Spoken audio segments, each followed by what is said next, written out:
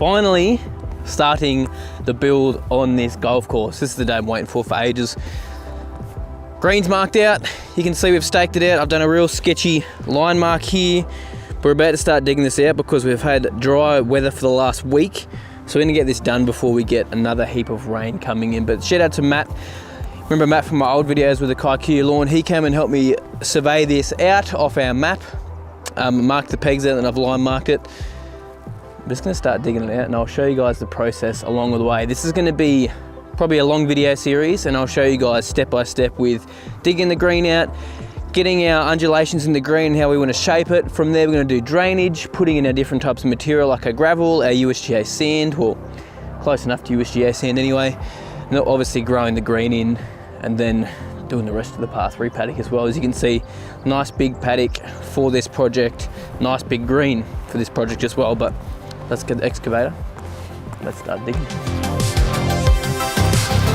Well, the moment of truth, we're about to start digging. Just gonna get my laser level out. Shout out to the guys at Redback Lasers as well for sending this to me for this project.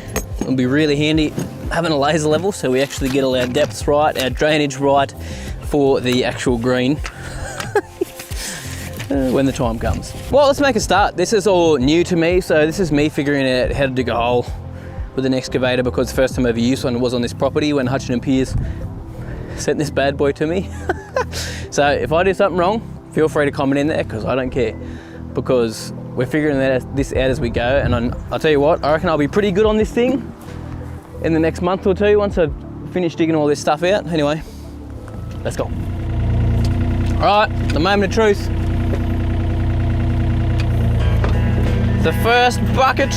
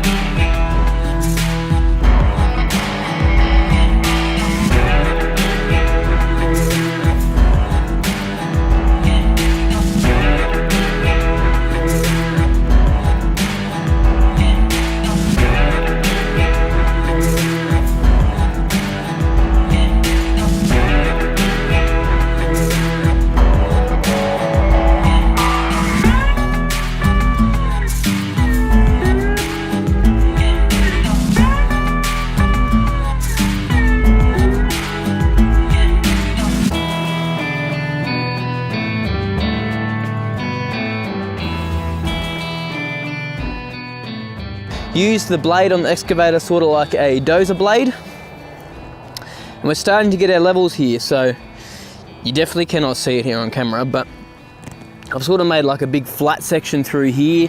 So if you landed your ball here, it wouldn't just roll down to the dam, you know what I mean? We've got a little section there. And up here as well, it's gonna be pretty flat. So sort of in this L shape just here. And then we're gonna have like a little bit of a tier come here. So it'll drop down a bit. Just here, and I want to make another little section that's going to be flat down here on top of that. So that'll be like a sort of a little teardrop just there. It'll just drop down and that'll sort of fade into this part of the green here, where that'll be the similar sort of a level as well. And then we'll have a higher section up here and that will drop down into there as well. So it's cool. Going to be a bit of a two-tiered green, which is nice.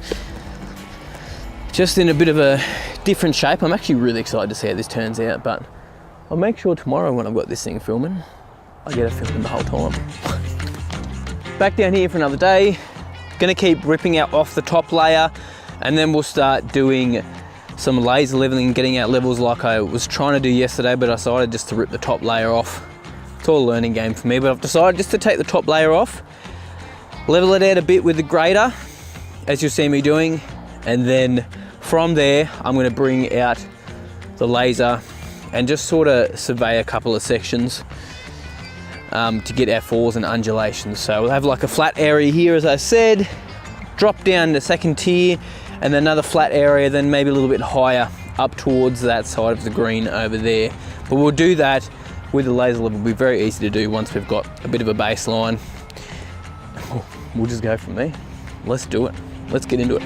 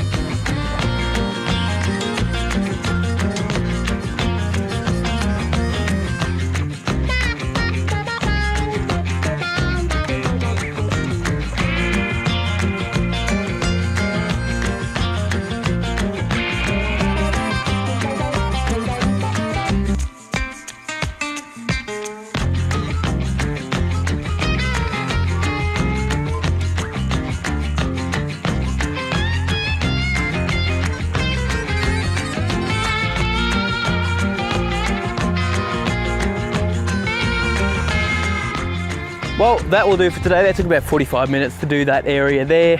Smashed it out. It is looking so much better and so much more level, even just after using that blade there.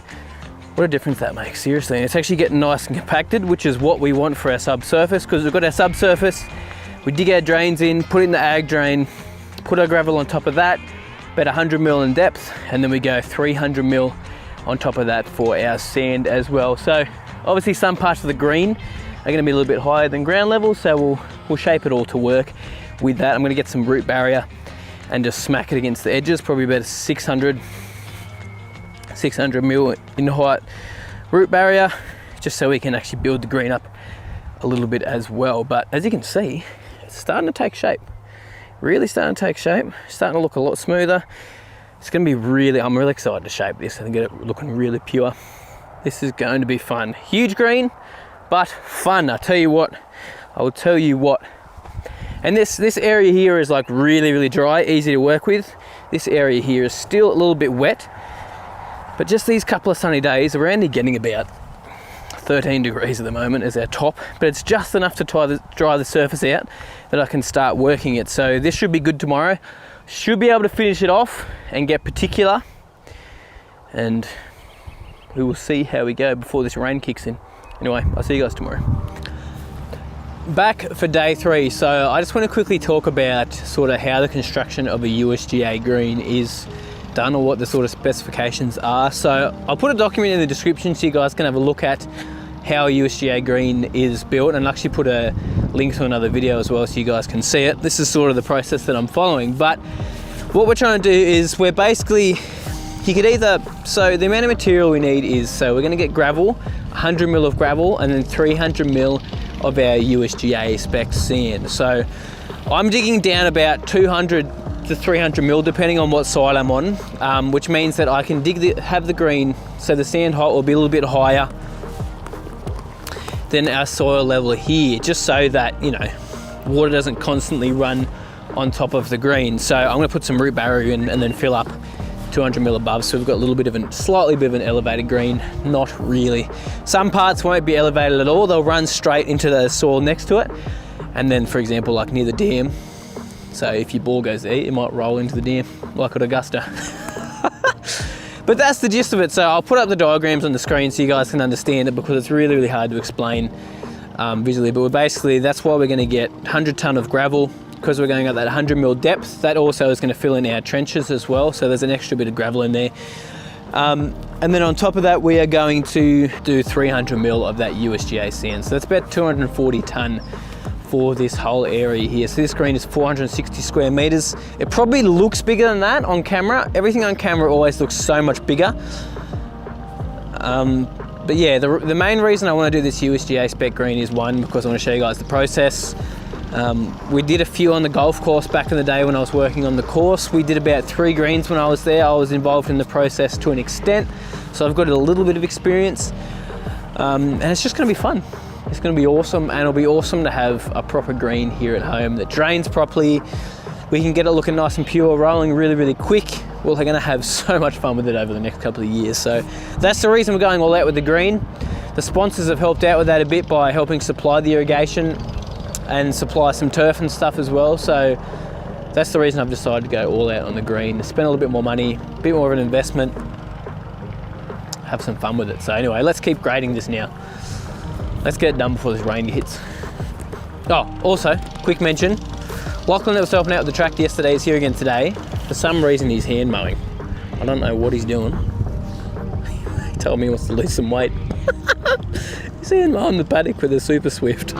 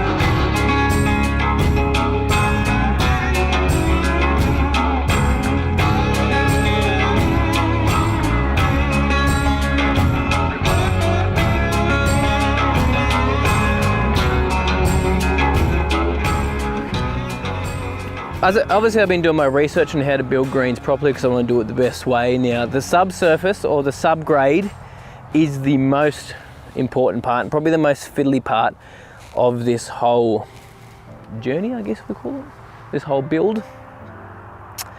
So I want to get it as good as I can get it. So having some issues down this bottom, this back corner just here with it being just a little bit too wet. So this area here, perfect.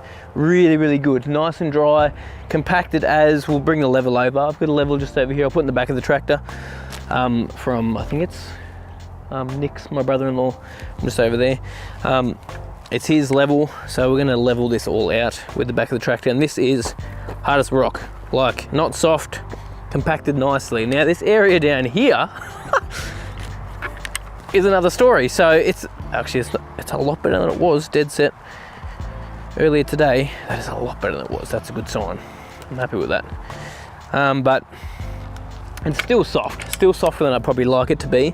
As you can see, it's just the ground's moving a little bit, but a lot less than it was because I did pull out all of this clay just here, and then all of that clay all the way around to about there somewhere. So I didn't film that, but I pulled out a lot more from the middle of here because it was squishing down like crazy, absolutely crazy. You can also see that there's some water seeping through from here because this area here is still a little bit wet because of all the drainage that comes off the road and through here. So there's potential rain tomorrow and then a lot of rain the following day. So I think tomorrow I'll come in, go over it one more time once it hopefully dries out a little bit more overnight. I doubt it's going to dry out much more because it'll be freezing tonight. I might even dig more of that out if that just stays wet. I'm going to also get a roller from Kennard's Hire and just try to roll out that area and even through here as well, just to really, really compact it, to do a really, really good job with it.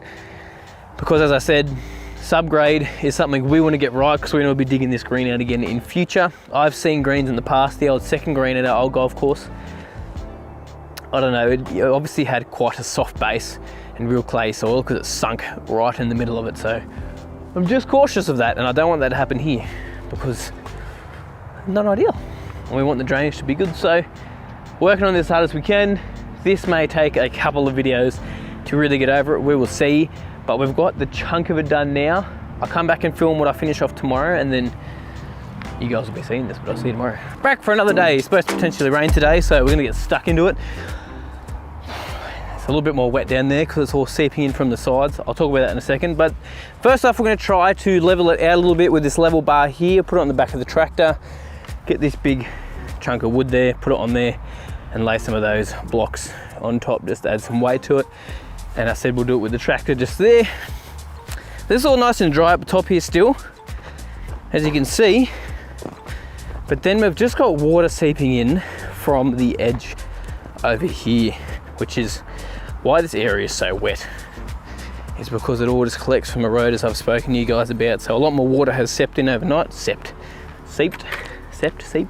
Pretty sure it's seeped. And on top of that, I'm gonna put some root barrier around the whole of this green. For one, to stop water seeping out from when I water the green, or water seeping in as well. And also as a root barrier to stop these trees getting their roots into the green if we can.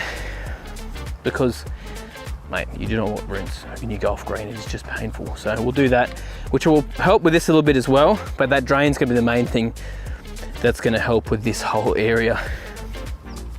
Sort of like me, and you think digging something out's gonna be easy, and then you just start running into problems bit by bit, but that's the fun of it. Anyway, let's get this level on the tractor.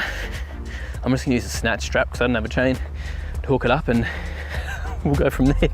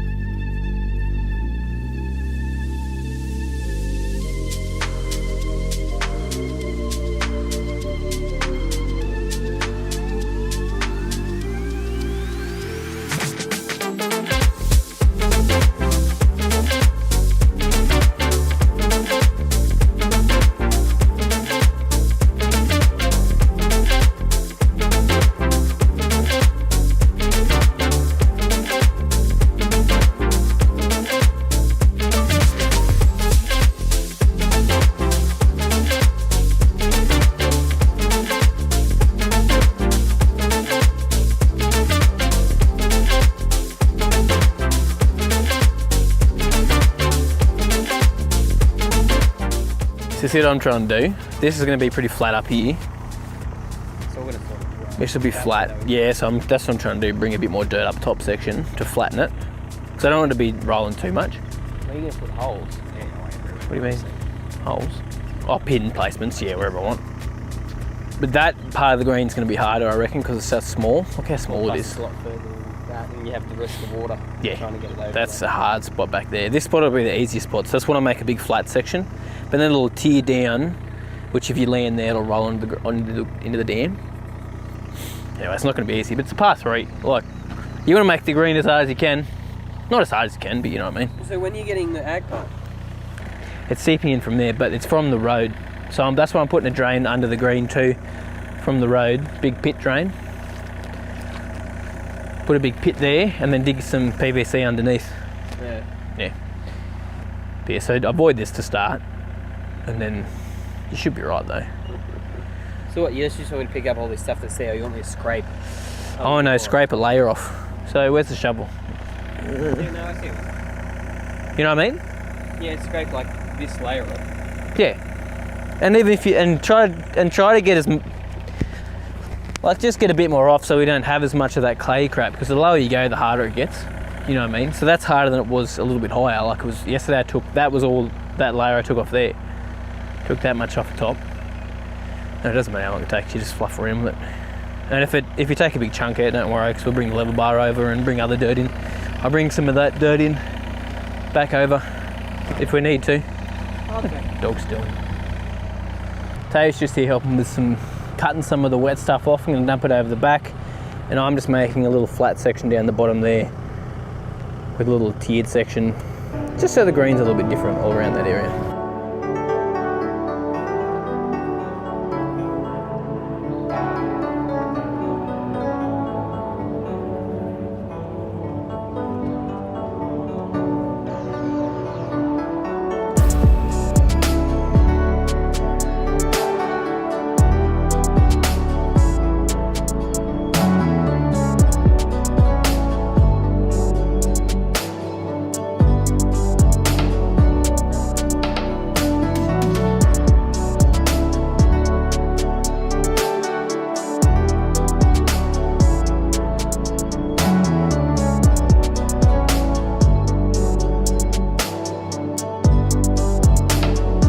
Well, the rain came in a little bit earlier than I thought. You can see there's a bit of rain on the lens. Yeah. This is something I have to wait till it dries out a little bit more again. But the top section is, I'm very happy with the top section. Taylor did a good job with that level and just cruising around with it. Look how flat that is looking now. It looks so much better. Just needs a bit of a roll, maybe cutting out a couple of bits here and there, but I'm super duper stoked with how the top section's looking. You can see that's our second tier there that drops down. I'm gonna make that flat as I can, and then just at the end of it, drop off into the dam. Because as you can imagine, this is lower than what it's actually gonna be. It's gonna be raised up. You can see there's 2 tier now, drops down like that. You can actually see it on camera, which is kind of crazy. And then the bottom section is gonna be pretty flat, to be honest, back there I've decided. So pretty flat, tiers down, flat, drops off. Gonna maybe be a little bit of a swale to the middle of it, so be like a hole in one location in there somewhere. We'll figure it out, but it's just wet, man. Just really unfortunate how much rain we're getting this season, and it's holding us back just a little bit. But I'm happy with the progress so far, like pretty dang happy. Didn't get that drain dug like I wanted to, because the rain I thought was gonna be actually coming in tomorrow. I thought today was just gonna be some light stuff, but it's been a bit heavier and it's just wet it a bit more than I would like. So packing up today, come look tomorrow, see if we can do anything. And I'll show you guys how it looks after a bit of rain too. So we're back, 2 days later, had about 30, or probably 35 mil of rain if you include both days. Have a look at this. Bro. We've got a second dam there, or a pond as you guys call it in the US. Bro, I knew that was gonna happen. It's pretty deep actually. I'm not even gonna dare to walk in that. But that would be a good 100 mil down. Oh my goodness, man. That is ridiculous. This area here is actually really, really good. Like, it's sort of all sheeted off the top. A little bit sat down in there, but it's actually not even that bad just there, which is a good sign. And then like really down the bottom. But remember, this part section here is actually gonna be a little bit higher than the level over there once we put everything in there, our gravel and our sand as well. So not too bad at all, very happy with that. This section, we will sort it out. So we're gonna do some intense drainage, as you guys can imagine. We're gonna do a herringbone underneath with our ag line, which I'll flick up a thing on the screen now of the design that we're gonna go for. It's gonna be about 200 meters of pipe underneath the green. So we're gonna do a bit of a drain along the edge just here, so that it collects anything from there if it does seep in. We've got that root barrier there as well, which will prevent water coming in as well. We're gonna obviously do a collection point down the bottom here, so we call that a smile drain, just so we collect anything at the lowest point of the green. And obviously the herringbone throughout as well, which will put gravel on the base of it, put our ag pipe on top, and then cover that with gravel on top of that as well. So this will definitely drain quite easily. Run it all down into the dam. I've double checked I'm allowed to do that. This dam is actually filled back up with water, which is nice. We'll make sure we seal the dam properly. Gonna use that clay that's around the edge there to put it back in where the stump hole was, maybe even line a bit of the dam wall a little bit as well, but we'll try that dam leak stuff first. But yeah, I'm not too worried about this. I'll pump it out when we get a couple of dry days with a pump, and then we will, on top of that, probably get some hydrated lime, mix it in through that area. If anyone knows where I can get some bulk hydrated lime, please let me know, because I'm trying to find it at the moment. Otherwise I'm just have to go to Bunnings or something and buy quite a few bags of it. I want at least a ton of it, if not a little bit more, just to help really look up hydrated lime and like stabilizing soil internet. It's really, really interesting. We're going to use it in that section down the bottom there, so we can still keep shaping instead of trying to work with clay all the time. We'll actually be able to dry it out, make it a little bit more stable, and shape that bottom area there. But that's going to be it for today. As you can imagine, this is probably going to be held up for a couple of weeks, so it's just the way it is. But once it's done, it will be done, and we'll be really, really stoked with how it looks. So I'd rather do a really, really good job now, so in the long run, years down the track, this thing is pure and looking really, really good. Appreciate you guys so much. Can't wait to finish this green off. I'm going to do it whenever I can. So as soon as we get a few dry days, we're going to get stuck into it. So who knows? Probably not next week, but I reckon the week after we're going to do something. But thanks guys, appreciate yous. Stick around for the journey, and see you soon. Couldn't help myself, I decided to walk in here. Whoa! Please don't get stuck and don't fall over. Oh damn, that's getting deep, bro. Yeah, let's go over the edge.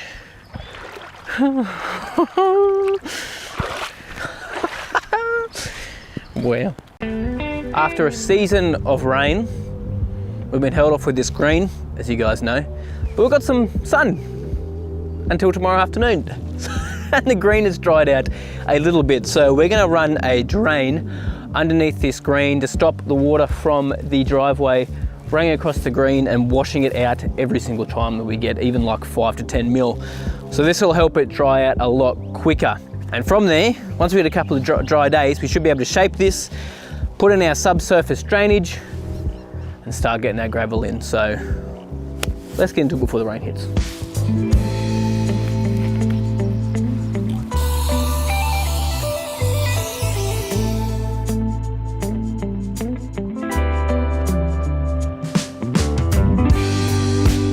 So this is my driveway here. This goes up around the corner. There'd probably be, I reckon, 200 meters from here and up around of actual driveway, and it collects all through the gutters. And the point that it runs to, and from this side as well, from the start of the driveway, it all runs to this point just here. You can see there's a trench already dug out there. And from here, it runs through here. And then it gets to this point here, which when that fills up, it overflows and flows down through this area just here. So as you can imagine, with that much road and everything, it collects a lot of water even when we get 10 mil of rain, and it like floods down through here. So the plan is to put a big pit just here and then run the pipe under the green into the dam. Now the dam is at full capacity at the moment. It is chock a block. Where it overflows over the backside here, there's still water actually laying there. So this is chockers. This thing's not going to get any more full. So our drain pipes are going to sit just above that water level, flow it in. If the water gets this level again, it won't go back up the pipe because we've got an overflow on the other side of the dam there, which runs then down the backside of the paddock into a culvert down across the road. Yeah, you get the gist of it. It's just to stop all that water flushing through, because imagine if we had that water flowing through there from the car park when the green is built or we're trying to seed. Mate, it would just wash all the seed away and then the green would just always be wet on top of it. And that explains to me why this area down here was so boggy when we started building, and why I thought this area down here was going to need something to get rid of all that mucky clay, but it was just because it's so wet. It's all the extra water sitting down there. So we've got our pit here. Nice big sucker. Now, great for the top of it as well, which I'm probably going to put some geofab on top of that as well, so heaps of dirt and stuff doesn't go flying through it. But you get the gist. That's the big pit we're going to put in. So go dig a hole on the other side.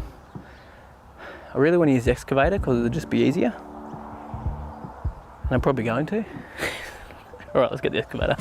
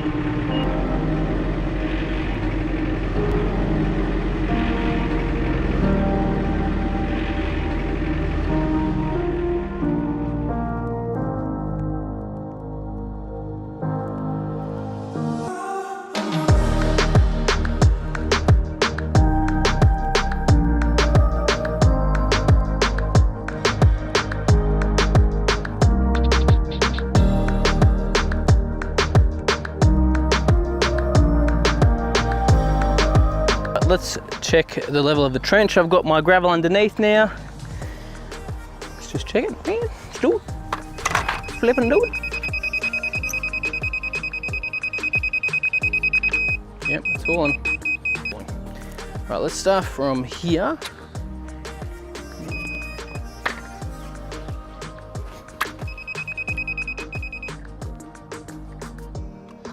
Right, so it's not falling much there, so let's dig some out.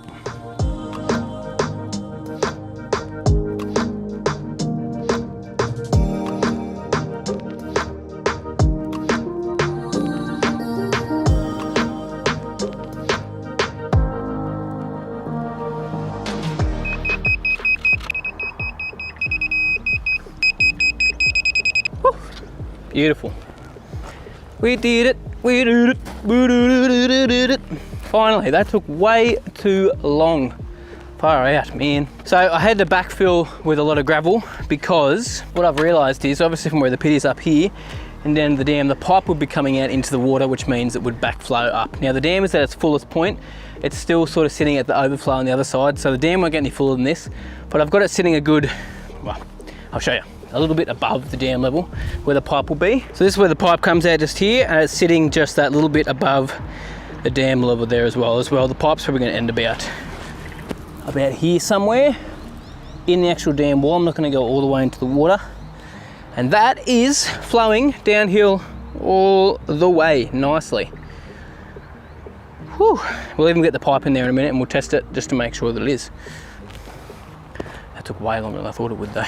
But it's done. Even if it rained right now, it wouldn't really be a big problem because we've got drainage through there and it would be fine. The only thing would be all this crap on top. So let's get the pipe in. We've got to go to Bunnings and buy a hole saw that's big enough for that pipe, and then we'll do it.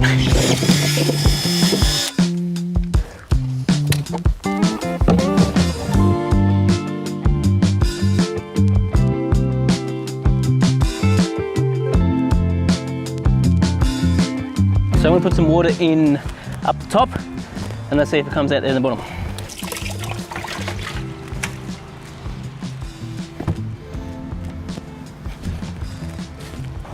As you can see, that is working perfectly fine.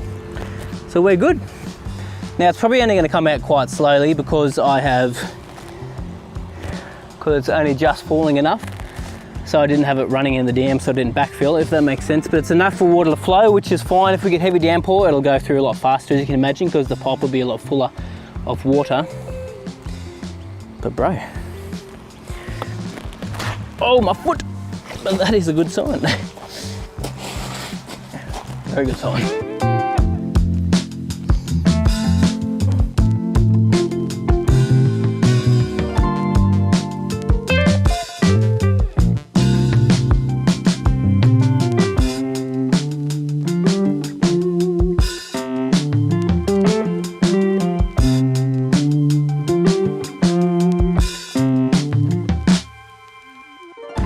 We're done. I think the battery went flat while I was doing that, unfortunately. That's 3 batteries gone too late, it's ridiculous. So, bro, it's all done. It's draining the water properly. So I'm gonna quickly wrap this up and show you guys how it looks after some rain and how much water we got flowing through. But mate, it's working well. I've actually tied it up a lot cleaner than I thought I would, to be honest. It's tied it up pretty well, but we'll come through obviously with the level.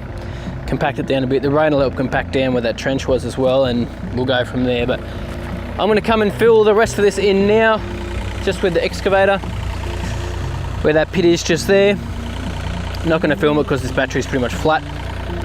But mate, very happy with that, and that's going to make a huge difference for how long it takes for us to get back on this green after a rain event. So nice. Anyway, I'll see you guys after some heavy rain. Well, we're not getting much rain at the moment. We got some yesterday. I forgot to film with this camera, but I did film it with my phone. So I'll flick that up on the screen. So it is definitely draining out, which is awesome. I fixed the pit up, like put all dirt around it. I'm gonna clean that up a lot better than it is at the moment, but it's just a quick little fix until we get into it. But as you can see here, drains down through here and pops into the pit. Just there. Which this area has stayed dry after 10 mil of rain. Now there's just a low spot over there, so that's water's just collected slowly over time, but yes, it's worked. Nothing coming out there at the moment, but you can see way above the water level, which is awesome. Dam's at fullness. Is that a word? I don't know. Schnitty's chasing a rabbit over there. See if I can get him. Go, Waro! He's off. Anyway, dam's at full capacity. It's overflowing over the back there, so yeah, that pipe is far above the water level, which is awesome. When it comes to putting our drains in around the green as well, it's going to be fine as well. We're going to set them so they're just that little bit higher than the water level, so they won't go back into the green. The water won't from the dam. Yo, what is going on? So today we're trying out this power rake. From the guys Hutchinson Pierce sorted this out for me. This is from the guys at Digger. Shout out Hutchinson Pierce as always for obviously getting me the track skiddy to work on this green. And then we've got this as well to help out with fairways. I'm going to go shape the green a bit with this today. Gave a little test run over on, I'll show you just over here. Hold up, Schnitty, what's he doing? He wants to come outside. Hey bro. I just gave a little test run because I've never used one before, just on this patch over here. So it's leveled it out, turned the soil over, got rid of all the clumps and stuff, pushed all the rocks off to the side there, which I've got to actually pick up. But man, it's an awesome attachment. I love it. So let's go try it in the green. The idea is just I'm going to rough up the soil there so I can shape it a bit more with the level bar that I put on the front of this afterwards. So today's draw will be just roughing it up, see if we can move a bit of soil around and stuff, and then we'll go from there.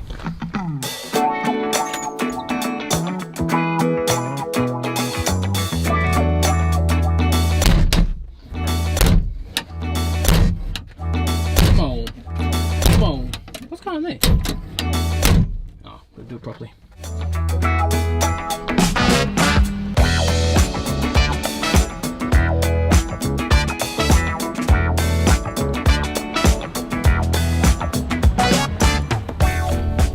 So plans for today are to rough it up a bit because we have had a bit of wash from that 100 mil of rain.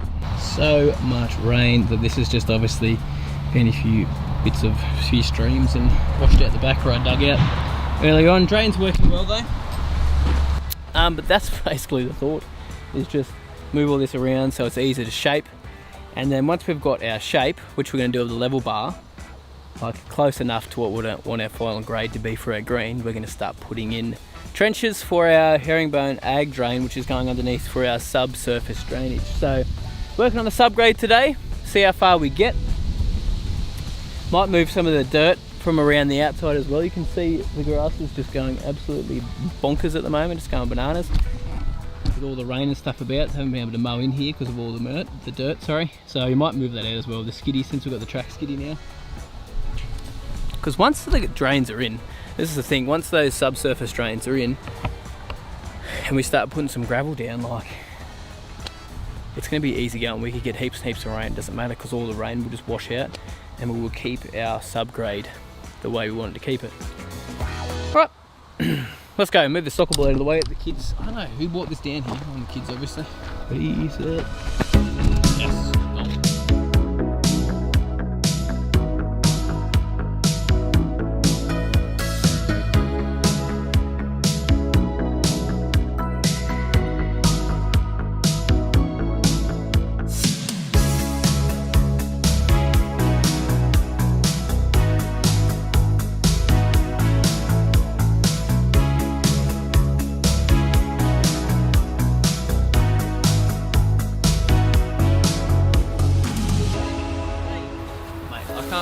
How good of a job that is done.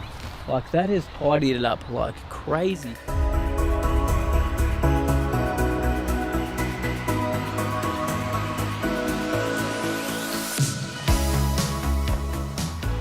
just got rid of all that clumpiness that was in there, all the clumpy clay, and it's made it nice and soft, so I'll be able to get the level bar down here and move it around. But I think it's pretty close to what I want my final grade to be anyway. Nice flat spot up the top here, flat spot down the bottom there, so it's sort of like a two-tier green. So it goes flat here, and then as we move through to here, it drops off down into the second tier. so it'll be a super hard pin placement. But it drops off just down there gradually. Another flat section down the bottom there, and then that flat section down that back part there as well. I love that power rake, man. So good to use, man. So I went forwards with it because these, I don't know what you want to call them, little thingos are on the side here, so it just helps stop making a mound on the side. So you can clip them to the back if you want to go backwards by the look of it. Pretty sure that's how it works anyway. It seemed to do a good job the way I was doing it. That'll be so handy too when I get the area prepped for turf on the fairways, and even areas that I want to seed as well when I'm prepping it. Just like, it's basically like a really light rotary hoe, I guess. You can also use my driveways to fix up driveways and stuff, like where you got washout and all that kind of stuff, but that is impressive. This looks so much better now. It looks more like what I want it to look like with the golf greens. So I think tomorrow we'll get level bar down here, level this out. I don't know, we'll see how far we get. We might even start thinking about putting in some herringbone drains. Why not? Before the rain kicks in. So we've got, that'll give us tomorrow, bit of Friday after edit this video, see how much we get done, and I'll just put this into 2 parts, and then I can do some on Saturday, Sunday, Monday, and I think there's rain coming on Tuesday, so try to squeeze in as much as we can.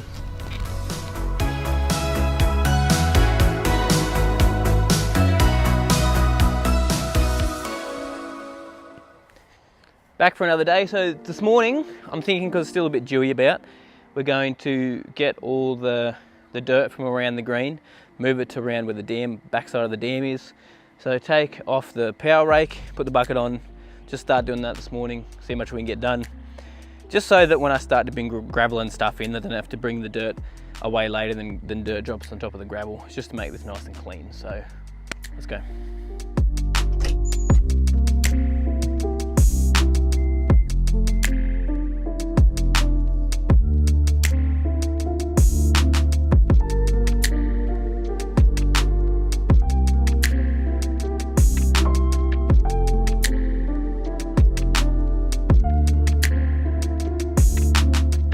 Down here at the green. So we're going to get rid of all these huge mounds of dirt. That's what I was talking about. So when we come to do other things, they're not in the way. I'll use some of this to build up around the edges of the green as well, because the green's going to be slightly raised, but I'll bring that back in afterwards, spray it with some glyphosate and stuff to get all the weeds out of it. But let's just move it all now, this morning, just while everything's still a bit dewy. Move the stuff from around that side as well. We're just going to put it over the back of the dam, just over that side, and then just figure out what to do from there. But let's get started.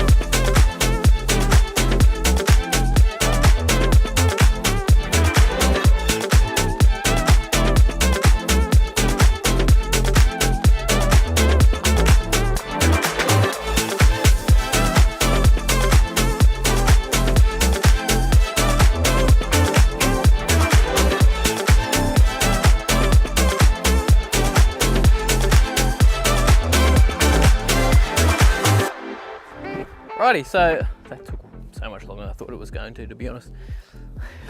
Didn't know if they got bogged in the middle of that, but this looks so much tidier than it did this morning. I'll get the drone up a minute and show you guys how it looks, but mate, starting to really see how it's going to look with all those mounds gone and all the mess gone from around it. It's looking So much better. Bruh. I'm excited about it. So now I'm gonna go get the what are they called? Not the Harley rake, because that's not a Harley rake, the power. Oh my gosh, why can I not think of what it's called? Some sort of rake. It's coming to me.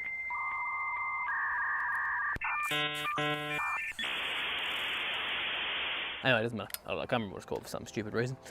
So we're gonna get that, and then we're gonna just rip around this area, tidy it up a bit, make it all a bit more level, get rid of the clumps. I'll get the drone up while I'm doing that, show you guys. And that's probably gonna be it for today's video, to be honest, because I was wanting to get the drains in, but I don't think that's gonna happen today, and this video needs to be edited tomorrow. But after that, I'll probably start putting some drains in and start filming it. So this will be part 1 of the video. Part 2, we'll start doing the drains on this, and you guys should hopefully see that next week if all goes according to plan. But let's get the drone up, let's live this out.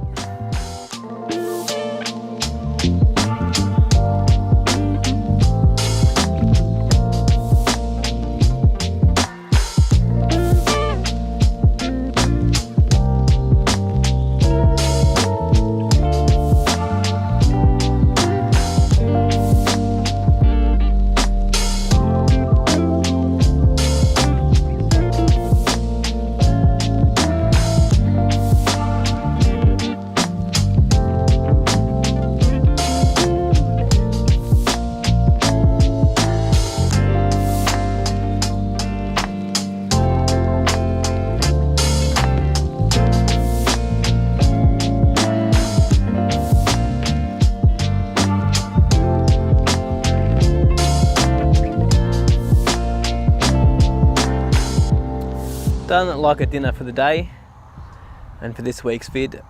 Man, that machine, I'm still super impressed with that power rake, man. Like, it is just absolutely crazy. Like how tidy that looks up along the edges now around the dam just there. How that looks. We'll tidy that up a little bit more in future, but there's actually a path through there now. I can drive tractors and the skiddy and stuff through.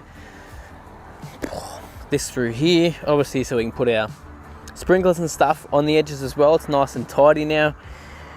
Mate, I can't believe how good of a job that does, and how it just follows the undulations and keeps the land nice and natural as well. So we'll keep like a lot of these areas like this as well, with a little swale through there, so the water still does get there through there, but there's a little bit of a dip there, which is cool for this zoysia fairway we're going to have in this spot just here.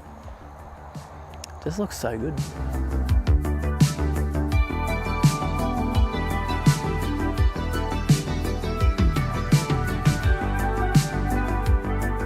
Starting to come together. Nice to have some dry weather to be able to actually get this done. And by the way, the dam is holding water ever since we put that polymer stuff in there, so really, really good sign.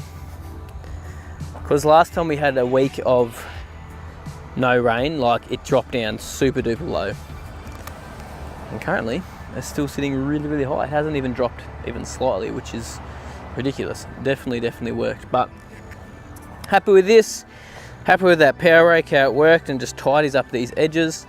Even pulls out the rocks for you when you get a few rocks here and there, and pushes them out to the side, which we can collect later. Bro, so good.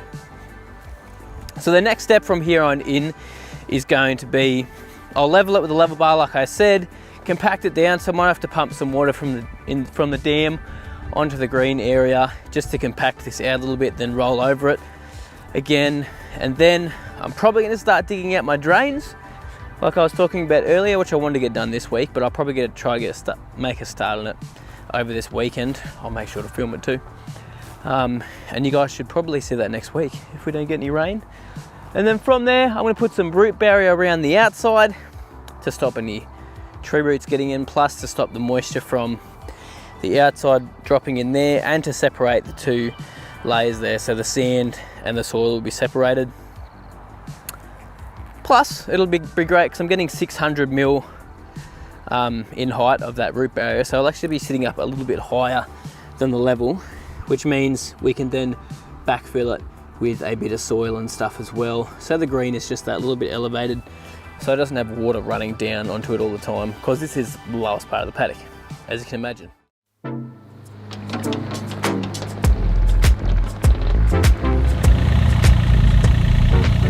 down at the green today.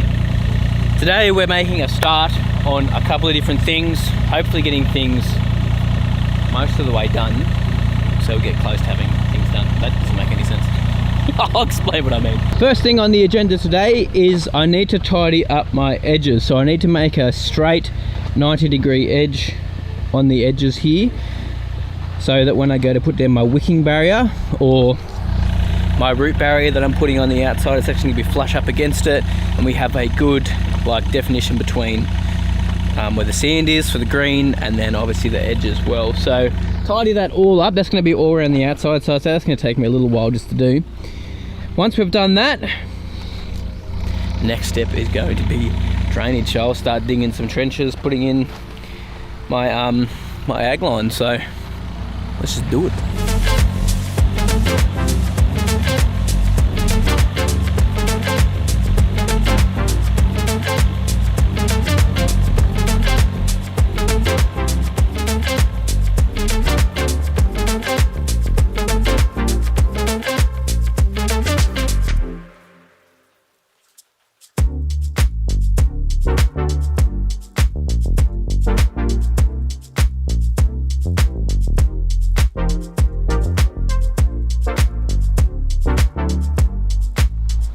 Edges all done now, well, for today anyway. I'll eventually have to do a nice tidy clean up with the shovel when I go to put the root barrier against it, but it's a lot tidier than it was all the way around. Like, it was pretty disgraceful before, to be honest.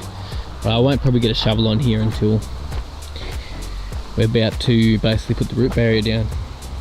Yeah, that does look a lot better. So now we're just gonna get the old power rake down here again, tidy all of this back up, and then level bar, then trenches. So we're getting close to trenches. I can't believe how much loose stuff there was on top of that. So I got rid of all the loose stuff. That's obviously from when I used the power rake. It loosened it up a bit, just so that there's a lot more compacted down the bottom. Honestly, I reckon we could probably start doing some trenching now and get it done. I'll have some lunch, come back, mark out where I'm going to put my drains. Let's get stuck into it.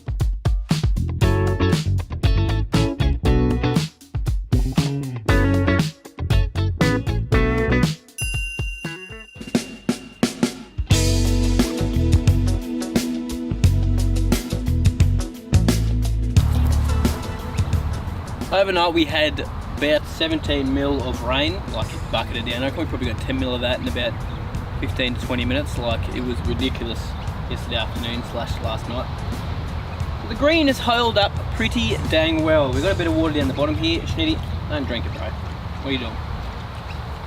A bit of water down here, so we're gonna pump that out. But the rest of the green didn't get any washout with some heavy rain too, which is a really, really good sign. So our surface is nice and compacted. This looks pretty good.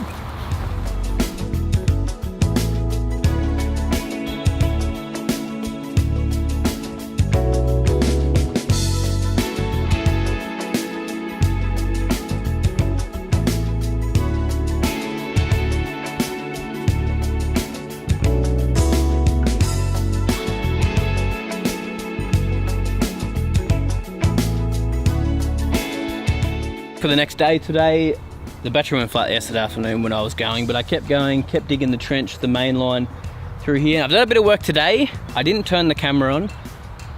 I don't know why I didn't, to be honest, but I didn't. But I'll show you guys what I've done. So I've still got to dig the lines through for these trenches into the main line, off these laterals here, into this main line here. And then this one is actually joined up. As you can see, I'm just going to dig a little bit out there so the water pushes through, but I just haven't bothered doing that yet.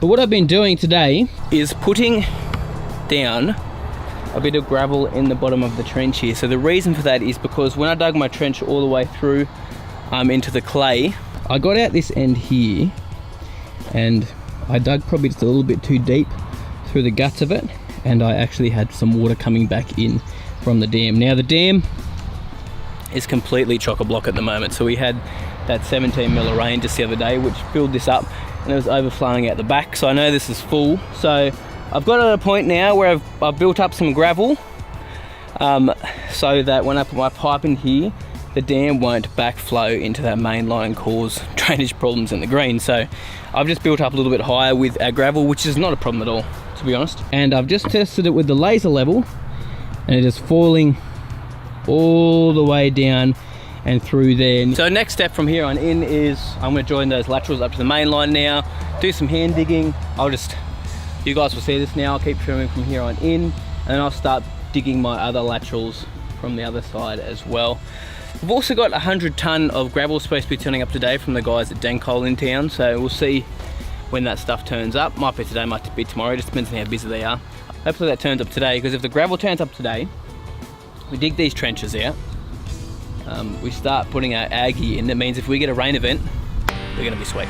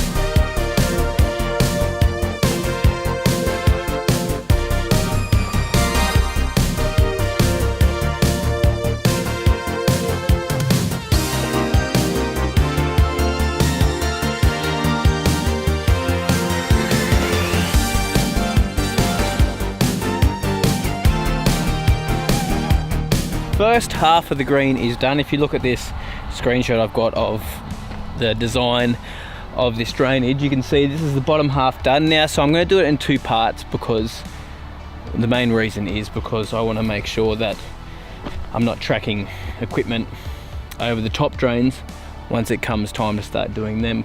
So I'll get the a bit of gravel on the bottom, about 25 mil on the bottom of the trenches, put the Algae on, and then put some gravel on top of that as well. So it's time to start putting some gravel in here. So once that gravel's even in the bottom, if we got rain, wouldn't really matter at all with this. So awesome.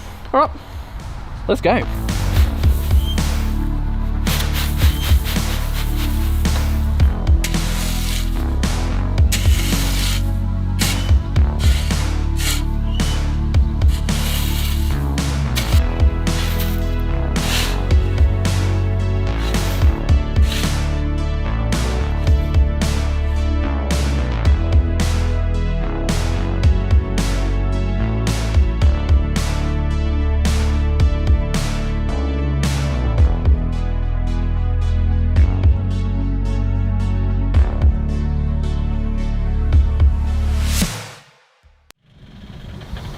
Alright, so we've got our ag coil here, as you can see on the back of the gator. I've also got all my junctions as well, so I've got some T-joints and a few Y-joints as well to connect those laterals into the sides there. This is pretty easy stuff. You just lay it on top of the gravel we've got there, lay it out, all our falls correct because we used our laser level, and then just join it all up, run into the dam. And I bought all this stuff from the guys down at Reese as well, all of the ag line. Hard to find ag line at the moment actually, seems to be out of stock everywhere, but we got some.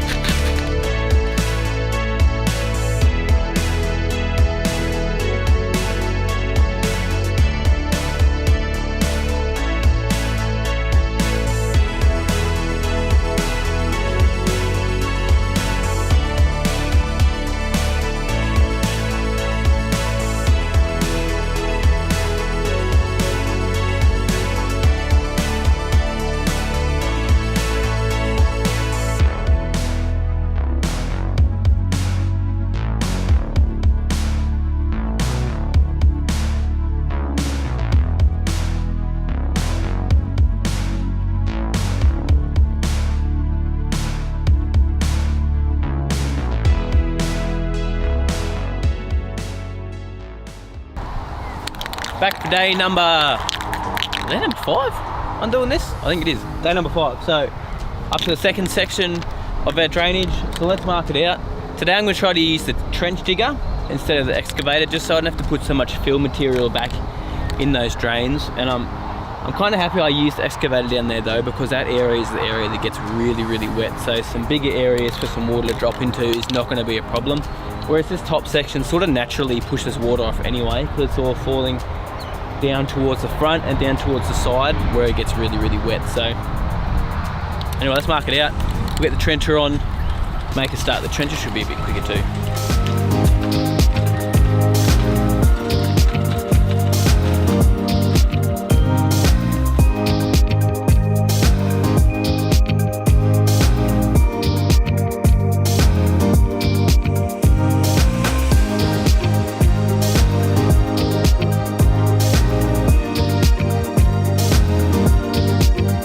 20 minutes all up to do all of that. So much quicker. Now down there it would have been a little bit tight turning around with the skiddy and stuff with that big trencher on the front. This area is quite a bit bigger, so it is a little bit easier, but man, I'm impressed with that. That ripped it out, and it's done a really clean trench, pulled all the stuff out, and it's definitely all going downhill because you just hold that trencher in the one position and it just goes that way instead of trying to figure it all out by eye with the bucket on the excavator. Alright, so the only thing is now I'm going to have to clean this all up by hand with a shovel, but there isn't a lot of dirt like there was with when I was pulling it out with the bucket, so it should be okay. So here's to some more physical labour.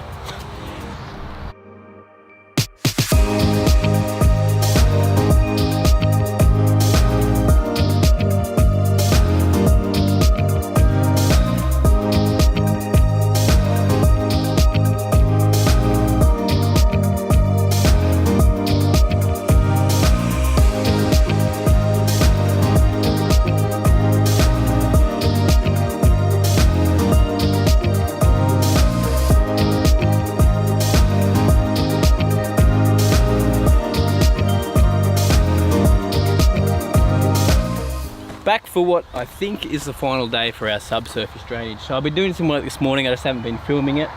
I installed the rest of the smile drain down the bottom of the green, filled it back in with some gravel. So from here and I'm going to cut the rest of my pipe, put it in all the drains and stuff like that, and get the subsurface drainage done, fill the trenches back in, and that is going to be it. So I know I'm going to get a few questions about why I didn't use the sock on the ag coil. Main reason is because from my past experience when I helped build some golf greens at the old golf course and we dug up some sections, we found that that sock actually got full of silt that's worked its way down through the gravel. So personally I prefer just not to put that sock on there. If you go online, there's a ton of debates about sock on ag drain, so everyone's got a different opinion. This is just how I want to do it with my green. But yeah, I'll show you guys what I've done. So you can see gravel's all on the bottom of the trenches now. This one's half filled in, joined into there, so the main line just got to put a little section there. Main line's running all the way down. We've just got to put our pipe in these sections here as well, and down through here, and they're all running downhill as well. We've double checked that with our fall, with the laser level. So mate, this thing is definitely going to drain, there is no doubt about it. Now there is one little thing I had to alter on the design. I did have to dig another trench just here because I had issues with this actually falling back in this direction. You obviously can't see it on camera, but it is falling back just slightly in this direction. So I thought instead of having a wet spot here or a problem area, I just join this up downhill into this trench, which does run back into the main line there, because this is probably the lowest spot of the green up this top section just here. The rest of the area though is going to be fine. Anything that lands there is going to sheet off down to those drains there. We've gone over top with the drains, but it's going to do the job nicely. Anyway, let's get into it. Get the drain up, put our ag coil out, cover these trenches in.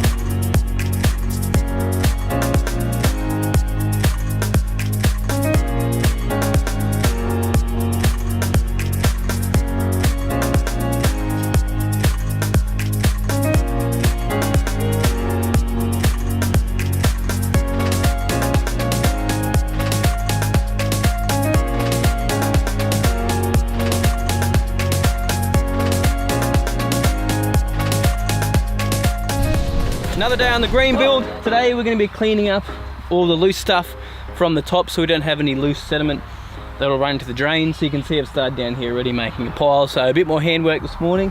Clear all of that out, and then from there we'll put our root barrier or our wicking barrier on the outside, and then we'll start cutting all that gravel in, getting our levels, getting things sorted out. This should all hopefully be done by the end of the week because we've got some rain coming at the start of next week. So I want to have all that done, a wicking barrier in, so if it does rain, anything from the side here is not going to wash onto the green.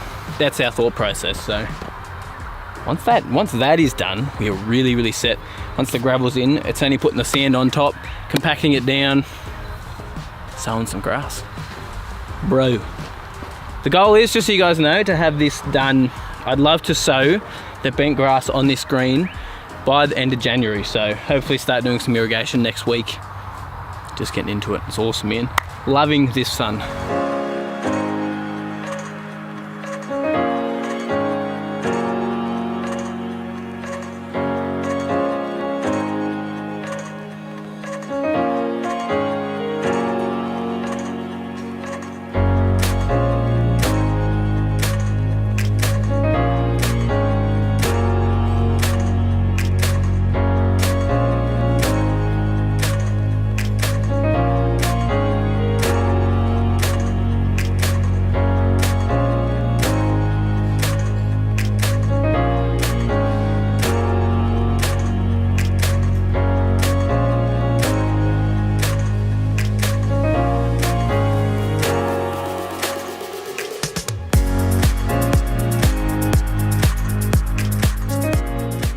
That's all that stuff cleaned up. Looks a lot better now that I've done that. Just like the surface doesn't have all the dust on it, so if we did get rain or something, it wouldn't wash into all this gravel here and just cause problems. It's funny, like when you drive the skiddy on here and just turn it around a little bit, man, it brings up some dust. Like, it's crazy. So when I first start laying down my gravel at the desired height, I've got to make sure that I basically start filling up at the entrance first and push it out along all of the areas, just so we don't rough up the subgrade. We're supposed to get some rain this arvo though, so it should help firm the surface up a bit as well, and that should be enough. But I'm going to now dig out some flush points on the main lines and sit like a little pit outside of the green. So I'll do that now, and then we're going to put that barrier around the outside. So I ended up stopping yesterday because we got rain. Rain kept coming in. We got about, I would say about 12 mil of rain overnight. Green's held up really well. There's no wet spots, low spots on here. It's looking really good actually, and I'm so glad I cleaned up all that dusty stuff off the top to make it a little bit better. Now, while it was raining, I didn't have the camera on because the camera would have got soaking wet, but I did clean up behind the dam here as well. So behind the dam does look a lot tidier. We took out that stump. Nice and compacted down there now and looking a lot better. But how much better does that look? And it's not wet behind the dam anymore. It always used to be wet behind the dam, even when it had been dry for a couple of weeks. So that stop leak stuff is working so good in the dam. I mean, that extra 10 mil last night's filled it back up even more. The dam's chock-a-block again. It's looking so good.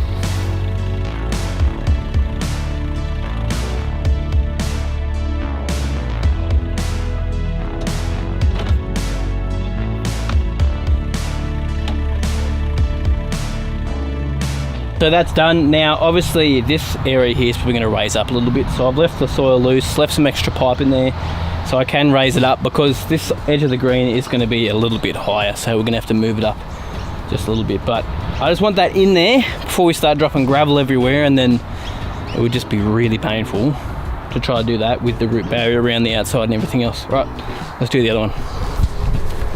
Time to start putting this barrier down.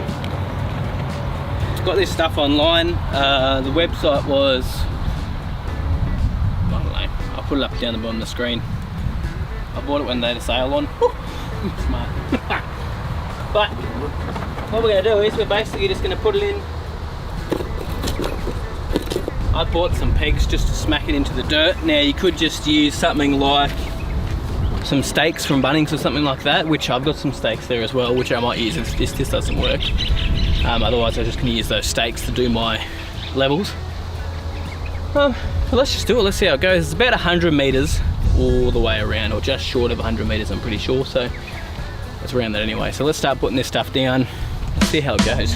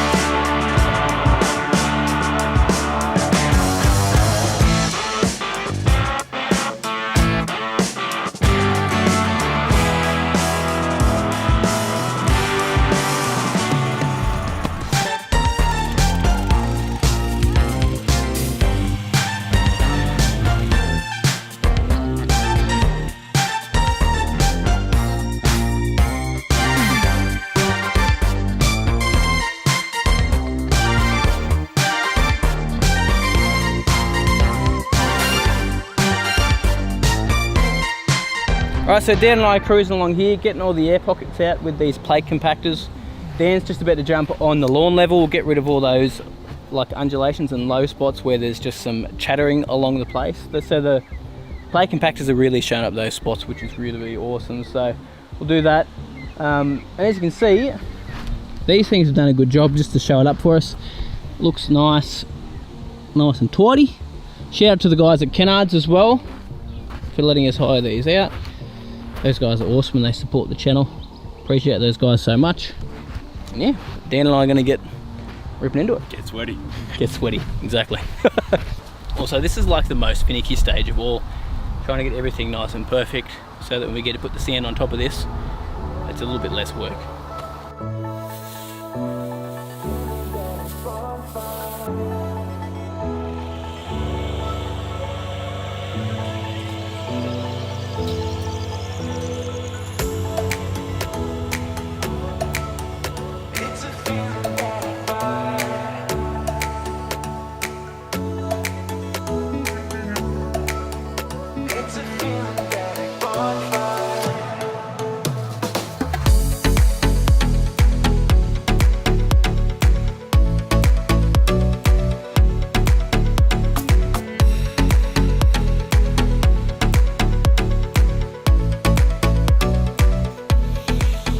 I just want to explain to you guys what we're doing now. So what we're doing is making a few different sections on the green. So up the top here, it was gradually just sloping all the way down into the bottom section there, which would be way too hard to put a pin somewhere here because it would just roll straight past the pin and be a problem. So flattening this out, bringing some more gravel in here. Dan's down the bottom making a little flat spot down there, which this is a 2-tier green as I mentioned to you guys. So flat spot, or flattish, not completely flat. Then it tears off and then it drops down to this bottom section and then it will roll off from the dam. So it's not going to be an easy green, but that's why it's nice and big. Yeah, that's the whole thought process behind this and why we're carting more gravel in and why Dan's raking this out. Getting his sweats on. But it's looking good. Dan's smashing it. It's looking good, bro. Oh, thanks, mate. Look good, feel good.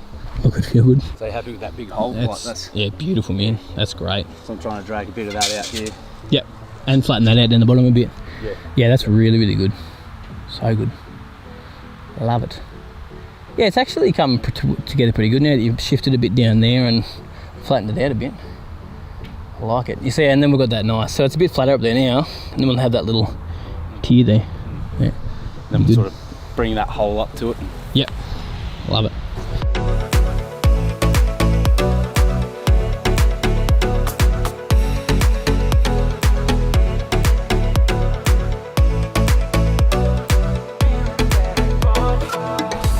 Levels all done by hand. Dan's the machine, still going. I'm the bludge here talking on camera. We've got flat spotty here. Dip, Dan's made what he's named himself. What do you call it? Dan's bowl. What do you call it? Caddy's crater. Caddy's crater. Down the bottom here. I'm not sure if you guys can see it on camera, but there's a big crater there. Hole in one spot, I reckon, man. I reckon that's what that's going to be. A hard one, but it is one. And nice and flat in this section here, and it sort of peters off into the dam. And same with down here, so nice and tricky, but on to using the plate compactors again, and we should be nearly done.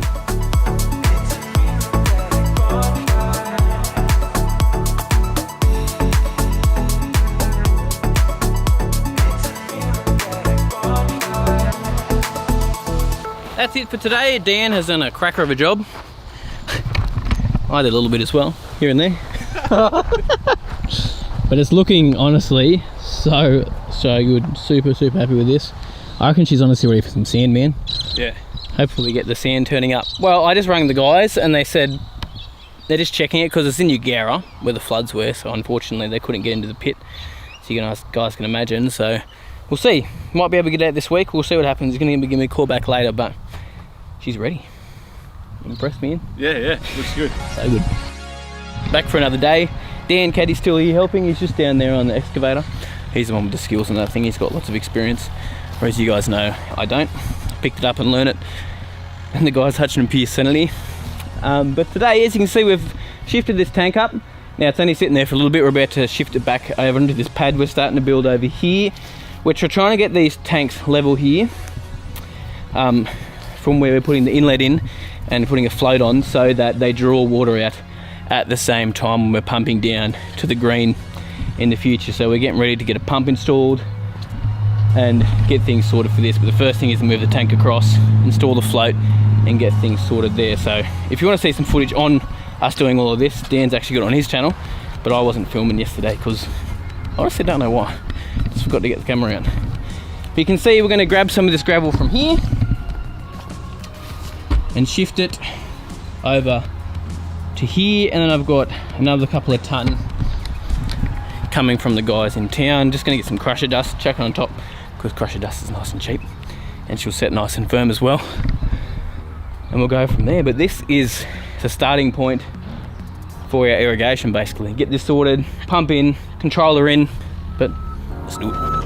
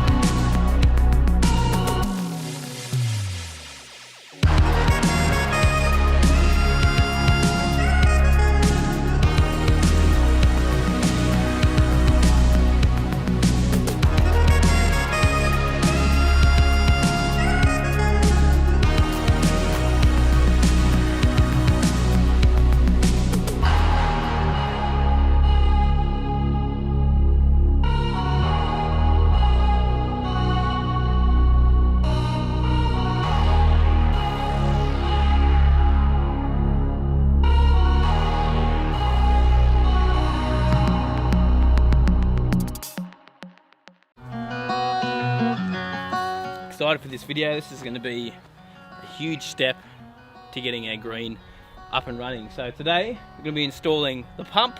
Well, in today's video, this is going to be over a couple of days.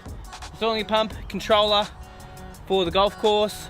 Going to be running our line down to our valve boxes, which is going to be down near the green, and then run some trenches around the green as well, and start installing our green sprinklers as well.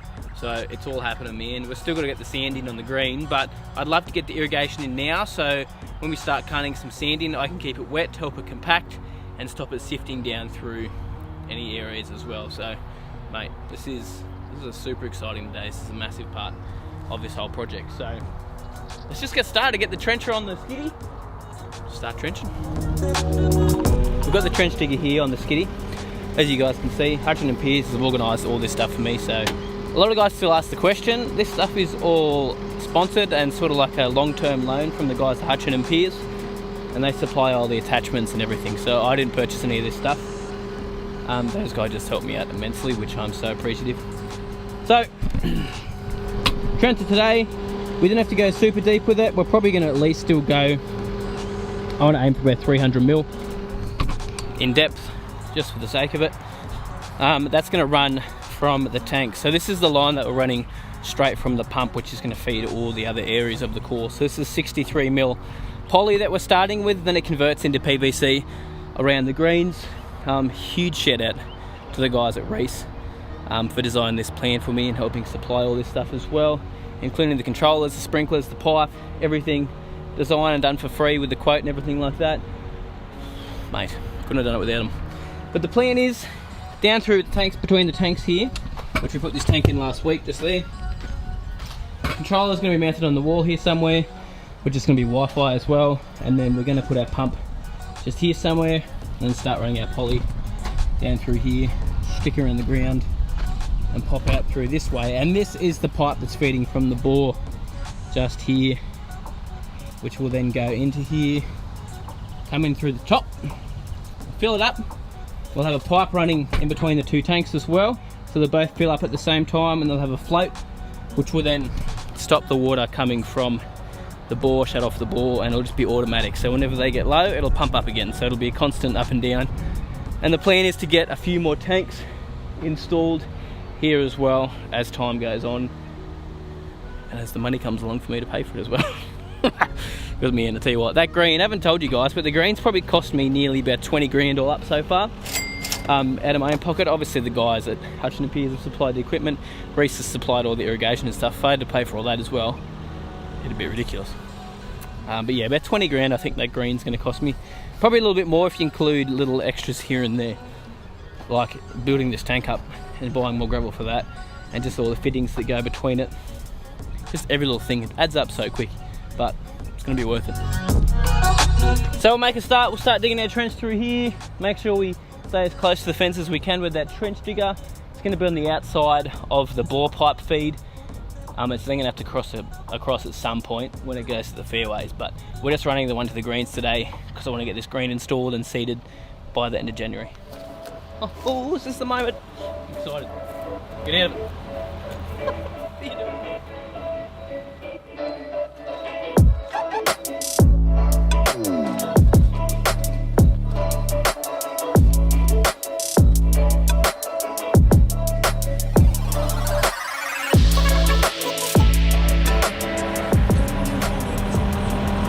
Tell you what, man, this soil around here is rich. Must have been from all the horse poo back in the day.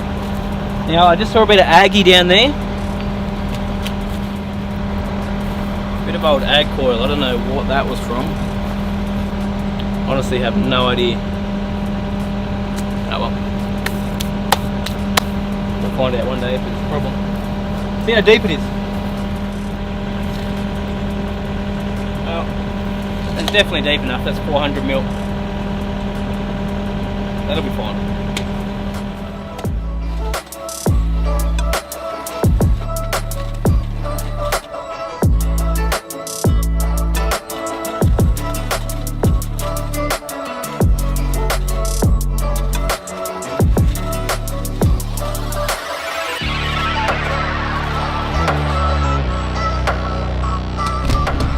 Trencher's doing a good job so far, as you can see. Just when you get to rocks, I'm just being uber careful because last time I hit a big sucker of a rock, it was a big rock though. It did fling the chain digger, like it sort of broke a weld on there. So I'm just being careful. So if I find any big rocks like I just did, we're gonna dig it out.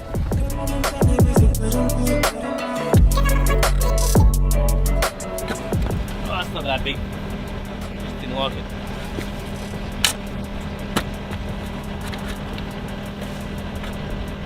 So the thing with trench diggers, sometimes they can struggle in rock. I know when my brother Josh, they were getting irrigation done on their golf course at Wentworth in town. I tell you what, there is a stupid amount of rocks there because there's a quarry nearby and it's just a rocky area. They end up having to get them to install it with to dig all the trenches with an excavator, which, as you can imagine, takes a lot longer. So I'm glad it's not too rocky in this paddock. There's only a couple of rock shelves here and there and some shale and stuff. Shale, the thing's not worried about. It's more big suckers that'll pick it up and get jammed in the digger, so you just got to be careful with it and take it slow.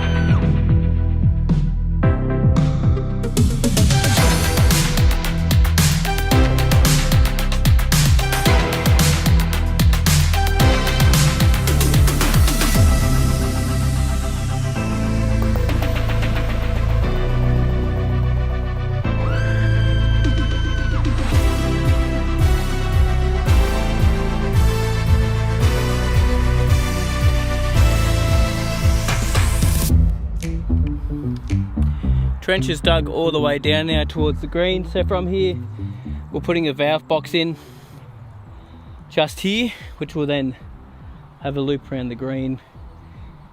And then swing arms will come off the poly that's in there, which will then go to our green sprinklers.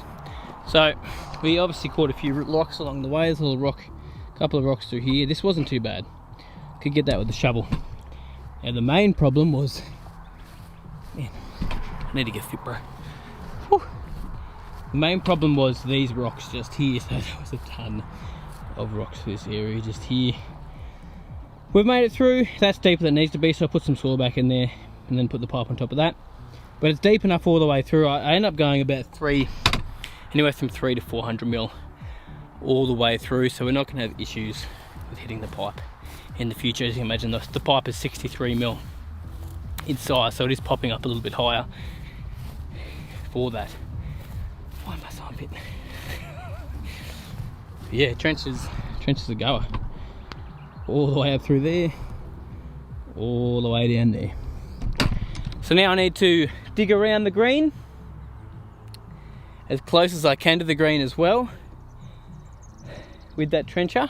And I know there's no rocks around that area too, so we're going to be sweet, because when I dug the green out, somehow I didn't pull out one rock down from down there. Just ridiculous.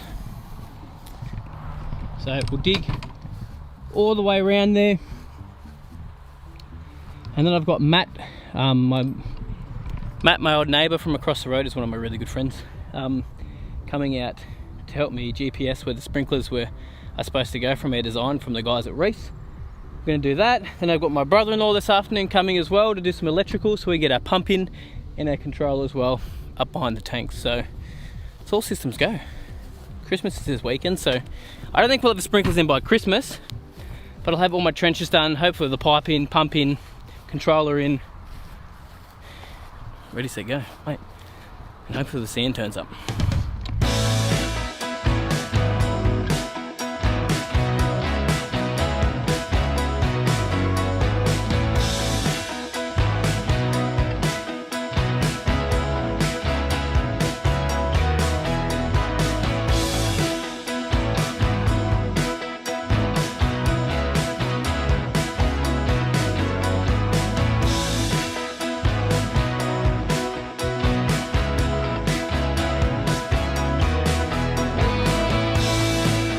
Back for another day. So yesterday my brother-in-law Ollie came and put the electrical in behind the tanks there, so we can put the pump in and the controller as well.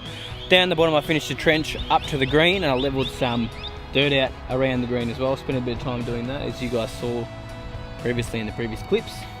Now come check this out. Our sand has started to turn up. So this is the sand from Ugara that I told you guys about, that came from the guys Dencol in town. I'm paying a bit over 40 bucks a ton for this stuff, and we've got 240 tons, so you guys do the maths, but it is not cheap, I'll tell you that much. But really good sand. I mean, it's cheaper than getting USGA sand out of Sydney, nearly half the price, which is ideal. It's very, very close to USGA spec sand. I actually got some tests done on it and got all the granule sizes and everything, and it's pretty dang close to USGA sand. We don't have to be bang on.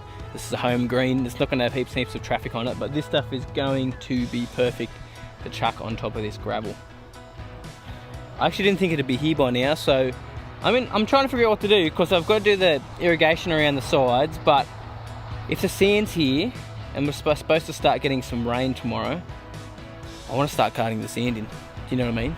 Because I want to get a lot of it in there before it rains. So I'm considering just starting to do the sand today and getting as much as I can in there before the rain sets in. I think it's tomorrow afternoon that it sets in, so I reckon I could get quite a lot of it in over the next 2 days. So I'm going to mark out the surveying pegs at 300mm that are on the green, and then let's cart some sand and we'll do the irrigation after that. It might be in next week's video, but we've made a start on the irrigation anyway. So I'm not sure if I've explained exactly what these stakes are for, but these are to keep our levels pretty consistent throughout the whole green build. So I want it to be similar to my subgrade. The gravel layer I did level out pretty much nearly bang on to what I want it to be as my final grade. And then there might be some slight adjustments with the sand, but not much from what's here right now. So I've got to mark out 300mm above these stakes. Tape measure, a bit of duct tape. Make some of those stakes back in, because I did actually ding some of them with the skiddy last time I used it. But yeah, this is just basically cutting sand in for probably the next 2 full days. I reckon 240 ton might take me even longer. Be good if 2 people on skiddies would be handy. Anyway, let's do it. Let's mark these out and let's just start cutting some sand in. I want to get it done. It's almost Christmas, 21st of December today, so we're getting close to holiday season.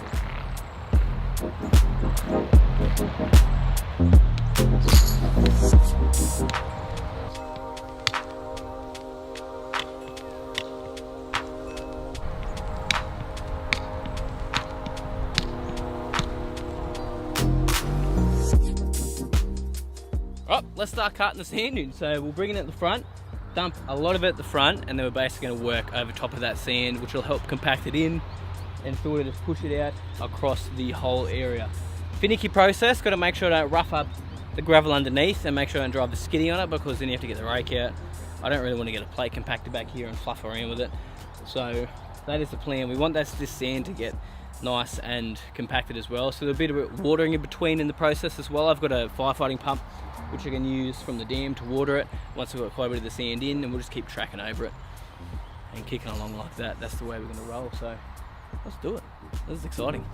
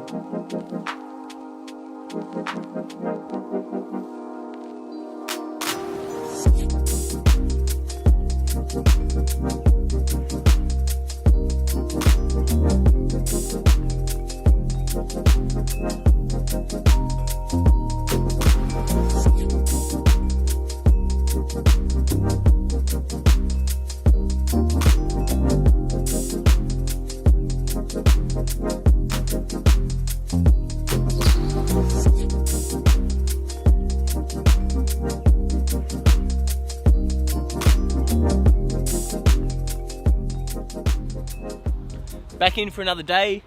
We've got, I reckon, about half the sand in there. Still got some more sand to be dropped off. There's about 30 tonnes sitting over there, another truck and a dog, and then probably another truck on top of that as well. So we'll start bringing some more down this way, try to get in before this rain. They're supposed to kick in around lunchtime today, so we'll see. 30 tonnes taking me about a little bit under an hour to get through. Depends on what part of the green I'm taking it to, but yeah, if we get this all in before the rain, it'll be awesome, because that's going to help compact it down, get some of the air pockets out of it, and me driving over at the moment to help compacting it as well. I'm not going to be using a plate compactor this time round, just going to be compacted with the tyres with some water, and then probably running something like a bunker rake over it to help level it out and get all my levels and everything as well. So let's get stuck into it.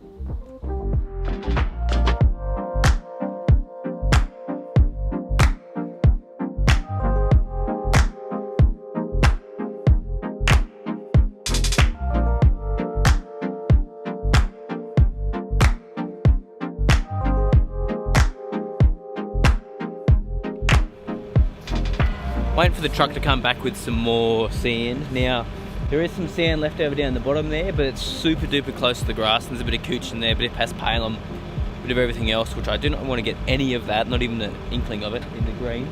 So I'm going to put the power rake on and just level it out. Over there, we've got plenty enough sand coming. Like, I'm going to have extra sand, which is not a bad thing. But so we're going to level that out now and just wait while we're waiting for him.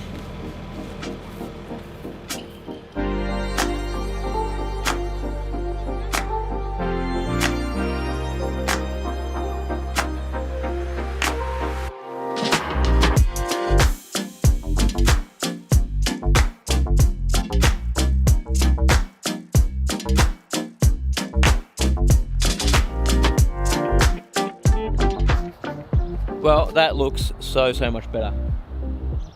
Just looks tidy. Actually leveled out some areas too as well, because it's quite lumpy and bumpy through there. I'll probably chuck some ryegrass or something down there and just let the rain take care of it once the rest of the sand comes in, because I've torn it up quite a bit. But the sand has obviously helped fix that, and that power rake, man, is ridiculous. Anyway, I hope the sand turns up soon, because the rain looks like it's starting to shift towards us. If it's just a sprinkle, it's fine, because it actually help sort of compact it down a bit. But if it starts pouring, I don't really want to track like mud in onto the sand. So yeah, it's a bit of a funny point. Rest of the sand turned up late yesterday afternoon, so let's rip it in. It's supposed to be showers on and off today, so anyway, let's go.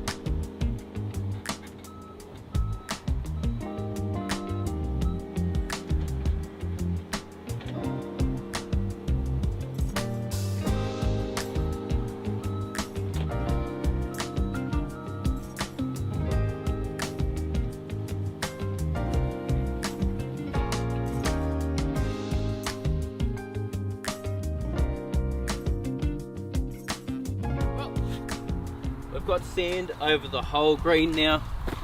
I have got some leftovers. I told you guys I've probably got an extra, I would say close to 30 ton, oh probably 40 ton actually. But some of that's going to go up in the areas up the top where I need to put a little bit more sand. I'll show you. So through this area, just through here, I want to flatten it out quite a lot. So I'm going to bring quite a few more buckets through here, probably another, I'd say I'd get at least another 20 buckets just through this end, because I don't want this green sloping all the way to the water like it currently is. We did set a little bit with the gravel and make it a little bit better, but it still needs a little bit more sand up above there just to shape it a bit more. Now, I've got these stakes here just to show me where my 300mm depth is, because I don't want to go any more shallow than that. It is compacted. Woo!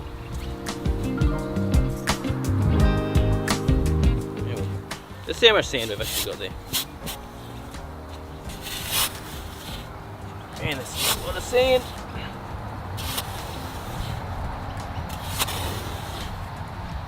Okay, there we go. There's some gravel right at the bottom there. So we're at, oh, I'm sorry. That is so close to 300mm just there. We're sitting at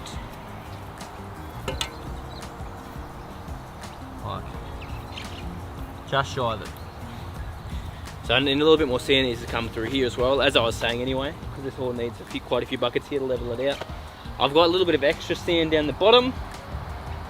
So down the bottom would be my 300mm, but when I started I went a bit lighter on. Don't know why, to be honest, I just did. Just there, that little bit further down, it is at, we've been close to 400mm. So there'll be a lot of pushing around of the sand and shaping it. Some areas will get some taken out, some areas will have some left in. That's why these stakes are here, so I've got a bit of a guide, and I can use this old golf club just here that I've got marked off at 300mm to press in, see our depth. So that there's just above 300mm. That will compact down a bit though, and we'll probably need to bring a little bit more in. As you can see, yeah, so a bit more sand needs to come in through this area. It's mostly at the top where it needs it, down the bottom, not so much.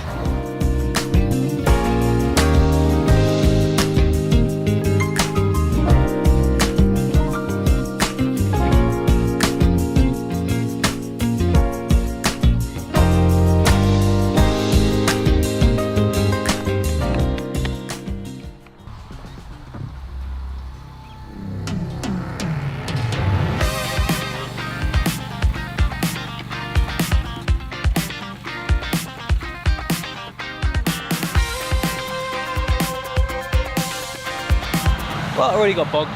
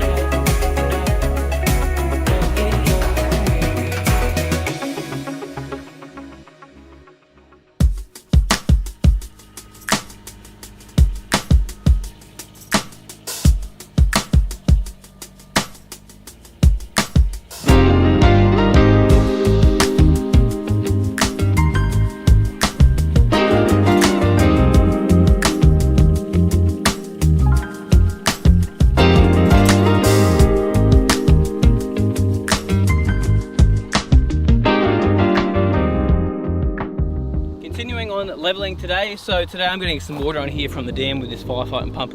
Bought this thing from Bunnings and the fittings online for all of this. So wet it down as much as I can.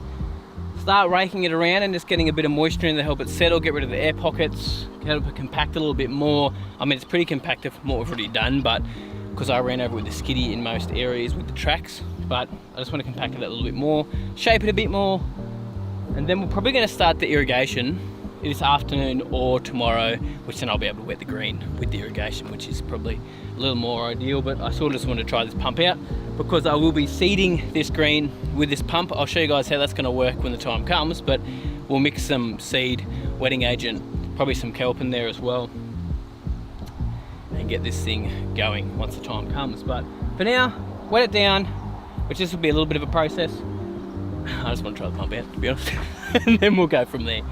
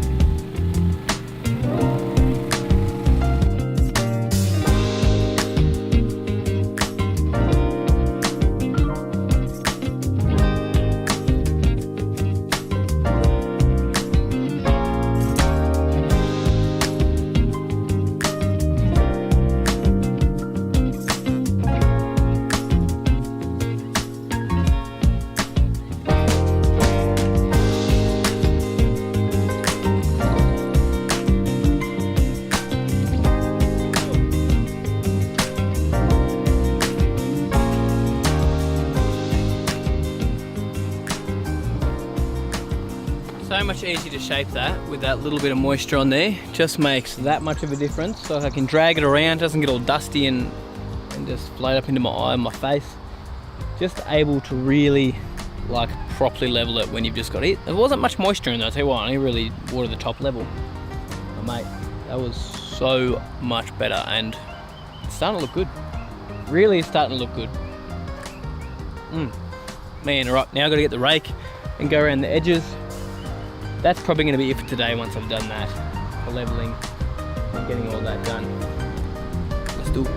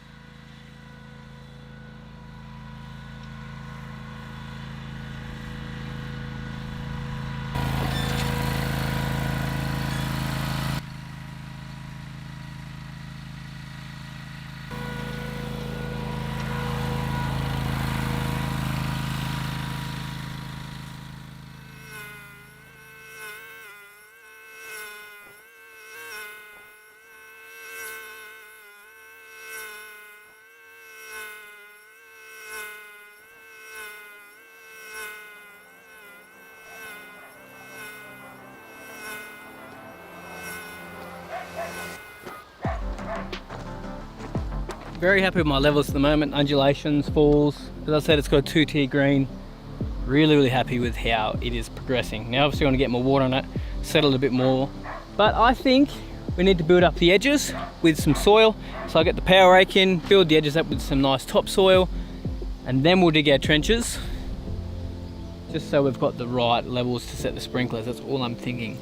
Otherwise we're just going to be making a mess. So I just want to quickly show you guys as well. Hard to see, I know it's always hard to see on camera, but we've got a nice flat spot up the top here. Nice flat area here, and then it dips down on a big slope. So to give you guys an example of the angle of the slope, let's turn the camera. You can actually kind of see it on camera, but that's honestly, that is about the angle that it is. It's not 45, it'll probably be about 30, probably 25 to 30 degrees of a slope just there, and flattens out just here at the bottom, and then it drops off again towards the dam. Sort of like a Augusta style sort of tricky green. And the thought is to pull that back fence out, put some nice gardens back there, probably some azaleas, sort of a Augusta copy, if you know what I mean. That's the thought process, but going to be definitely a very tricky green. A lot of hard pin placements, a couple of easy ones, but mostly hard to be honest. But this is a short par 3. Like, you could hit onto this with a 54 degree or a 60 degree wedge, depending on how hard you hit it, which way the wind's going, because it's up the top of a hill up there, and believe it or not, up the top of the hill coming down here, you obviously lose distance when you're going down that way as well. So it's only really, it's under 100 meters. Like, it's not long at all. And this part down the bottom here is quite flat as well, just through here. Quite flat, sort of a little bit higher up the back there, so I will build up the level at the back of the green there just a bit, so if you do land it past the fence, it can roll back onto the green, so you've got a bit of opportunity there because that fence actually won't be there. And then towards the end here, it sort of is pretty level, doesn't peter off too much, so it won't really drop down into the dam just there. So mate, it's going to be a tricky green. I'm excited to hit the first golf ball into it because it's going to be some cool pin placements.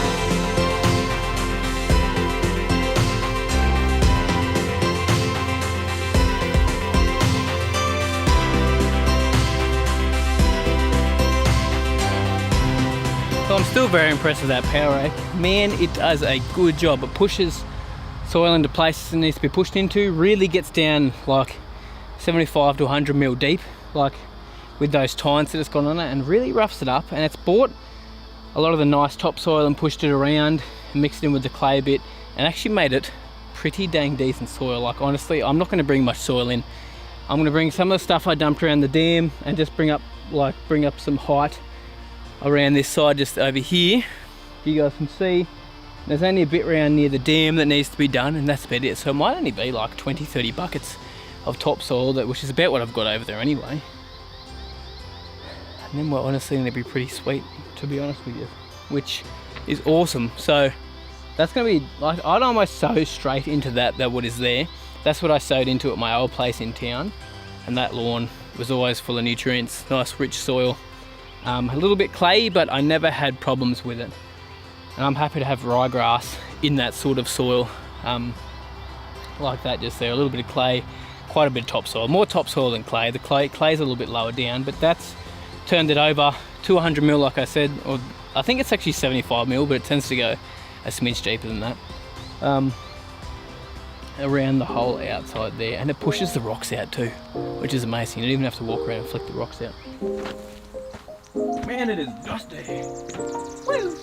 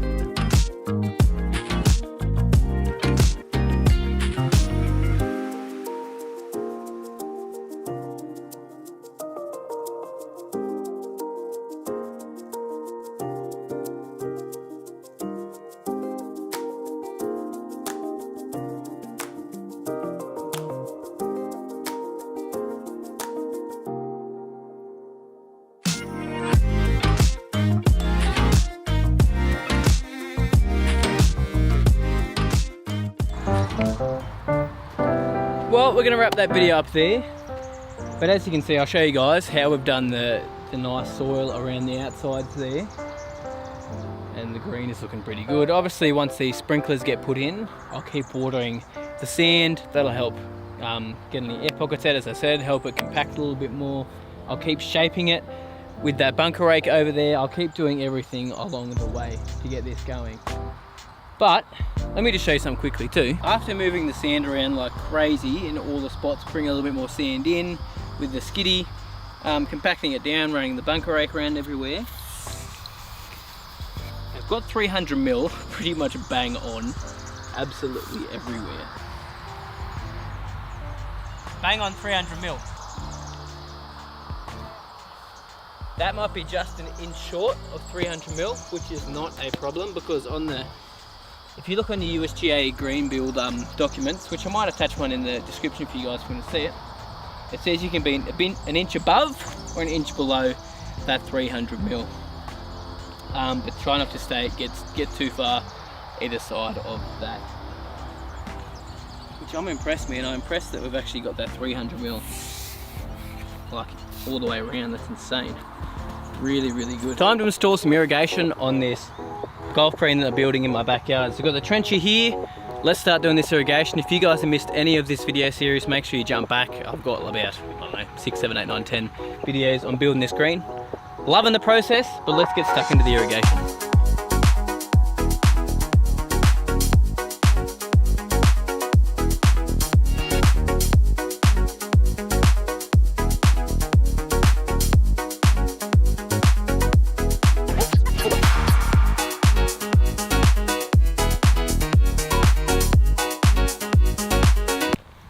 Guess who forgot they had a ag line going through there?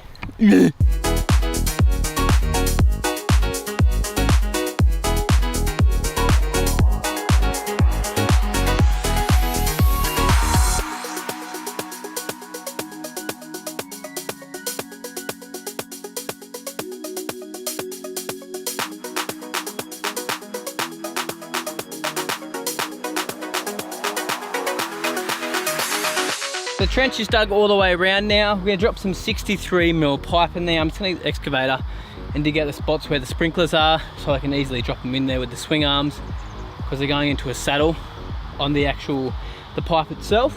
So we'll dig that out now with the excavator, do a bit of hand digging with the trenching shovel where some of the dirt's fallen in, and also around where those pipes were. Luckily, I did miss out on hitting the other pipes after hitting that first ag drain. I just like zoned out and forgot there was pipe there. A bit silly of me, but hey, you live and you learn. Today's day we get a little bit more serious. So I've got all my stuff in here. So again, shout out to Reese for supplying all of this, doing the design. They've designed this plan for me, and we're going with a Rainbird system, which I don't think I've actually told you guys yet. So these are our heads here. They're 752E, so these are all valve-in heads, so I'll be able to turn on every green sprinkler individually. So how it works is, how we're going to install them is, we've got our 63mm pipe, which is our poly, which will lay from the tanks, and a ring around the greens as well.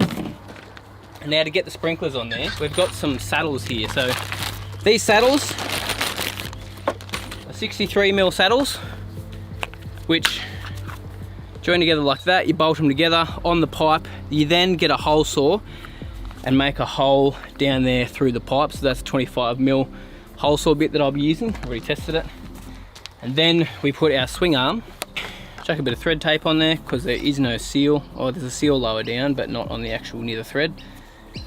Pop that in like that. That'll thread on.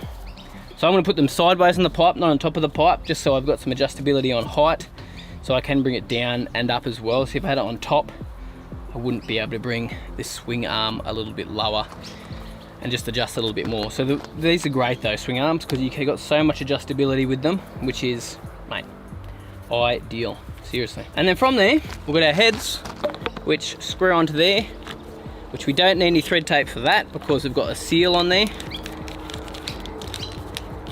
Bam. See on the side on the ground on the pipe, that will sit, have a bit of pipe running through there. That's our swing arm there, so we can adjust it up or we can adjust it down as well with that swing arm there when we're installing them. Great for when you want to repair things as well, you want to dig around it and you want to lift it up and not get any dirt in the actual pipe itself. Great way of doing it. So it's like a jigsaw puzzle. That's basically how they're all going to go together for us today, but I'll show you guys in ground as well.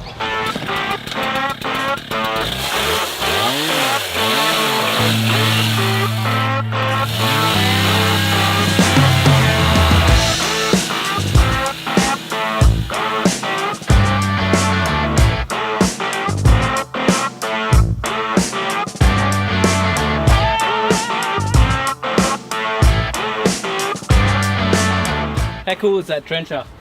So that is on like a demo saw head, a steel demo saw head. Shout out to David for sending me to try out. He just sent it for me to try out. I'm going to be sending it back at some point.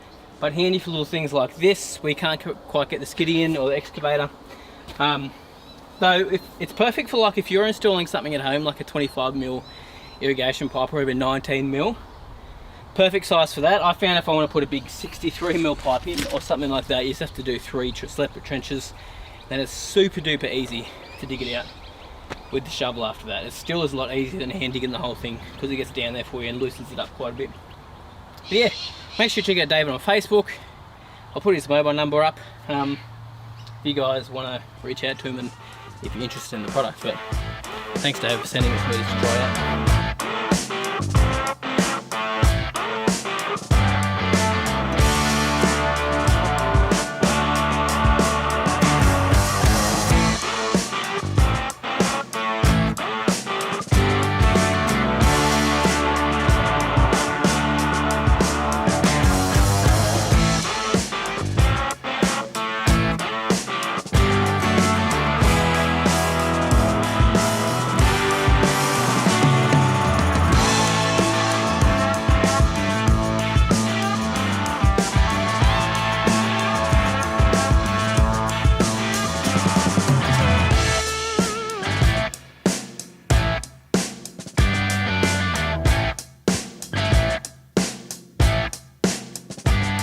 There we have it. There is a loop all the way around the green with that 63mm poly. So now it's time to put our saddles in, put the sprinklers in, man, and then it's hooking up the pump, testing it.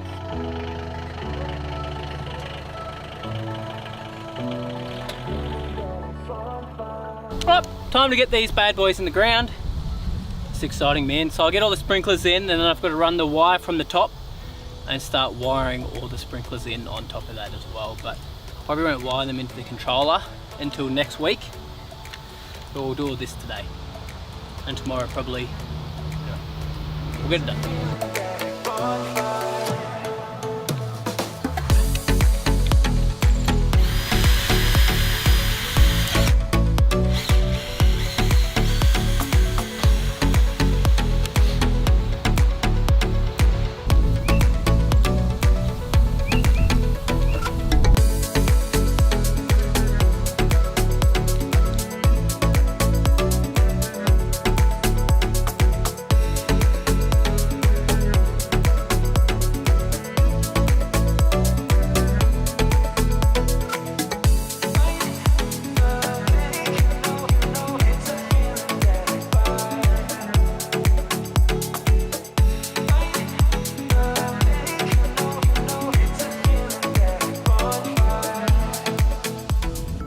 Right, so today is pump install day, so I've got Luke here. Luke, come over here, mate.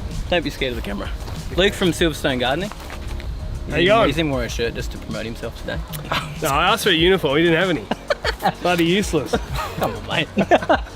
But today what we're going to do is putting the pump in for the tanks, but this tank here I've just found it is chock-a-block full of water, so we're going to have to pump it out with a firefighting pump, either put it in the dam or one of the other tanks we've got in the house that feeds the house. And then connect the two tanks up, put a float in, and then we're ready to test some irrigation. Done. Let's do it.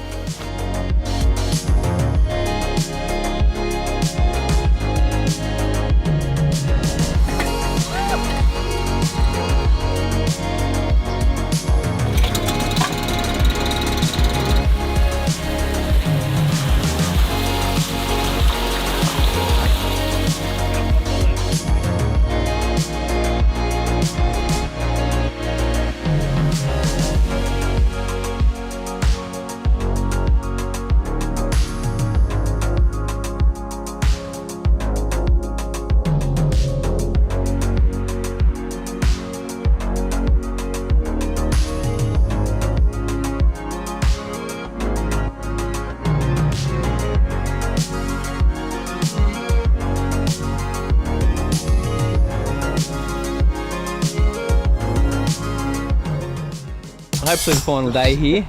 Suck in, you're in the camera again. He doesn't like it. I was walking this way when you started. I bought it to you.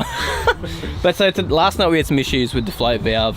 It was a 20mm float, which had the filter still in there like I talked about last night, and dirt and crap just got stuck in there. So we've got a 50mm valve now, just for the sake of peace of mind.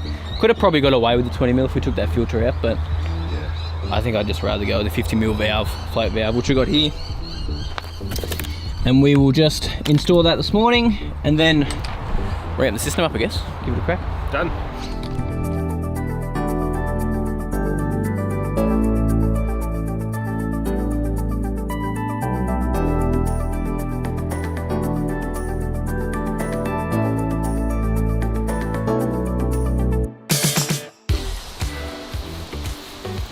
Valve's open. Yeah.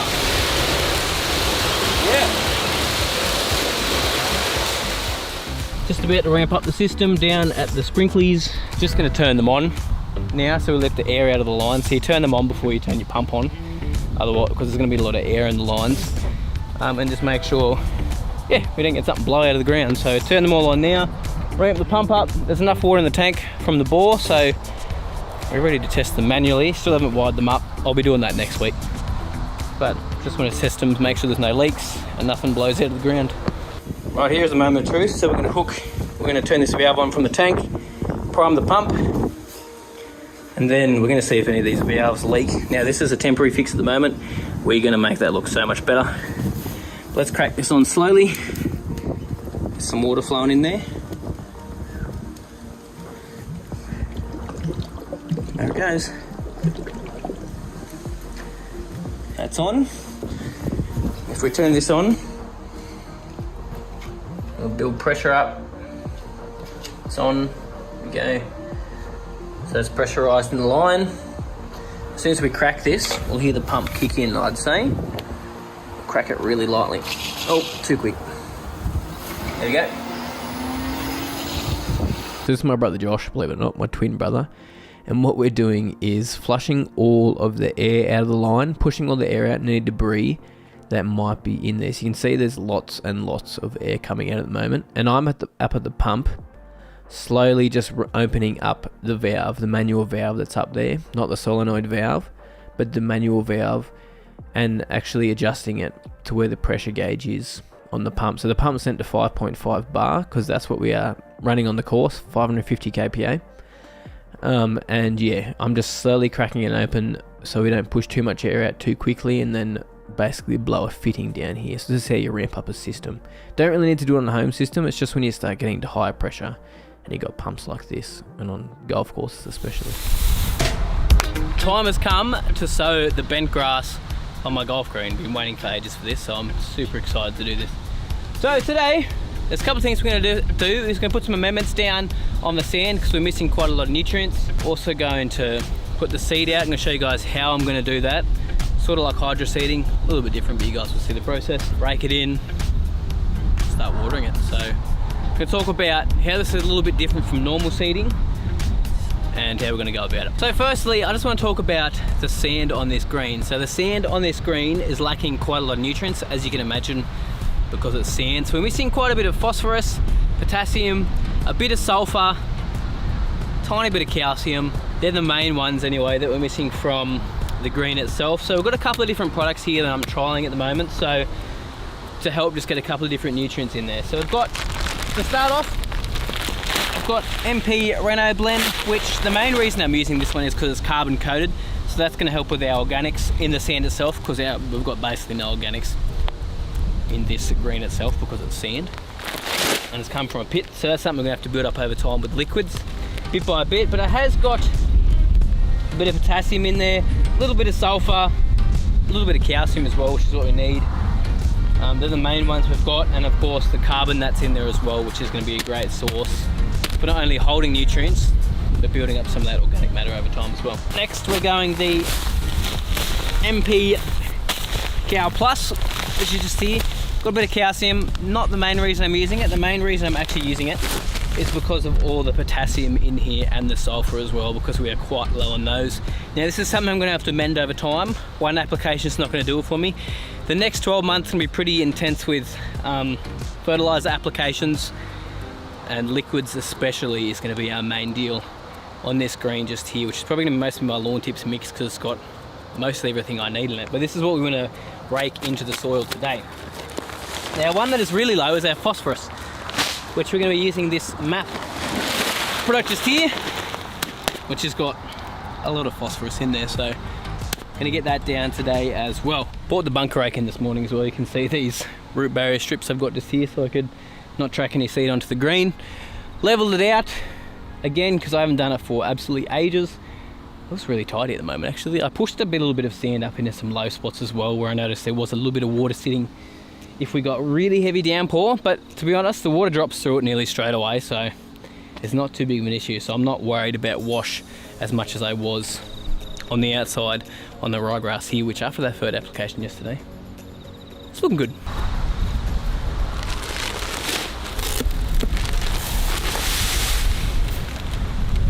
No!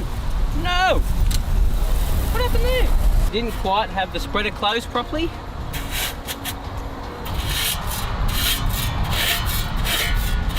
Oh man, I just had it cracked open slightly by accident.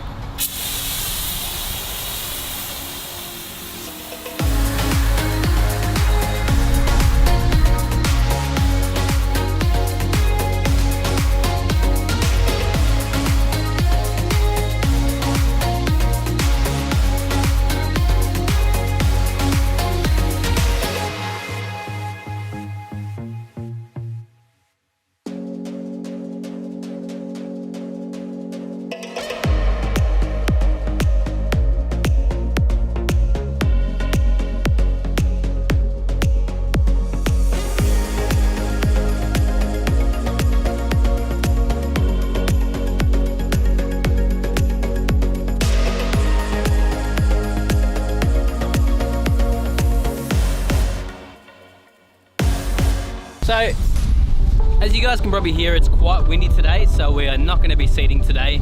It's just not going to work. When we're using the hose to seed, it's just going to make a mess. So I'm going to talk to you guys about how we're going to seed it, and I'll probably seed it tomorrow. Unfortunately, I was hoping to seed it today. So what I've done, I've actually pre-soaked the seed in a mix of a couple of different products.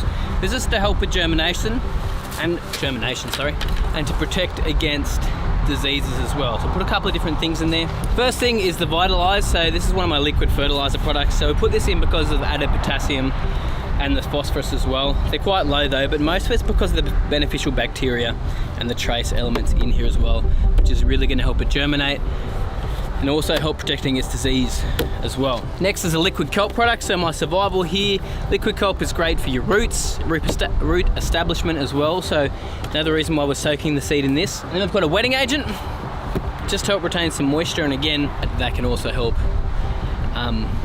increase your germination times as well. Lastly, we've put in a fungicide. Now the main reason we've done a fungicide is because bent grass is there's a high chance of getting disease in bent grass. So I'm sticking to 1 kilo per 100 square meters for the bent. I'm not going any higher. So we're going to soak it. We have soaked, in some Subdue Max from the guys at Syngenta. And we're also going to apply some after we've got the seed down, and apply some roots on top of that as well. This is all just going to help with germination. Might as well do it. The seed's been soaking for 24 hours. Probably going to soak for 48 hours now because of today is such a windy day. Like, it is ridiculous, man. The gusts are up around 40 to 50 k's, and it's really open just here. Actually, I thought before when I started filming that was going to be fine because the wind had actually died down, but nah, they're not going to make it today. But how we're going to do it is, you can see I have this wheelie bin here. So we're going to fill this wheelie bin up with water. Now from memory, they take like nearly 100 litres. I'm pretty sure, or close to it. So fill it up with water, chuck our bent grass seed in there, which is mixed with everything, which I'll show you guys this in a minute. Then we're going to, obviously once that's mixed in there, we're going to have to agitate it like crazy. So probably with the shovel handle or something like that. Constantly agitate it, which I'm going to have a couple people help me do this. So my brother's going to come help. And then we're going to pump it out with a pump on low throttle. And then we've got like a fish mouth nozzle, which we're going to spray out across the green, which I'm probably going to get my brother Josh to use it because he uses that for fertilizing all the times on his bowling green. He's got a lot more experience with that than I do. I've only used it probably when I was on the golf course. I only used it 3 times because we used to have a big red tank that I used to use, but I don't think it's working anymore. I'm not sure what they're doing now. But yeah, that's how it's working. So we're not going to be able to show you that till tomorrow, but I'll just show you guys the seed. So this is our bent grass mixed up in here, and if you look on the side here, you can see how fine bent grass really is. Like, it is ridiculously fine. Not normally that colour, it's just got a lot of fertiliser and stuff mixed in with it, and fungicide and everything. Yeah, so there's about 5, I think it's nearly 6 kilos to be honest, in there. A slight bit more than recommended application rate. We're going to go over this green probably 4, 5, 6 times when spraying this out. Right, so we're putting out the seed today. So we've got the bros here, brother-in-law coming in a minute too as well, just to help agitate actual seed in the wheelie bin we've got there. We're just going to walk it over. So we'll put the seed in with the wheelie bin, and the pump will suck it up through the nozzle and we'll spray it out like that.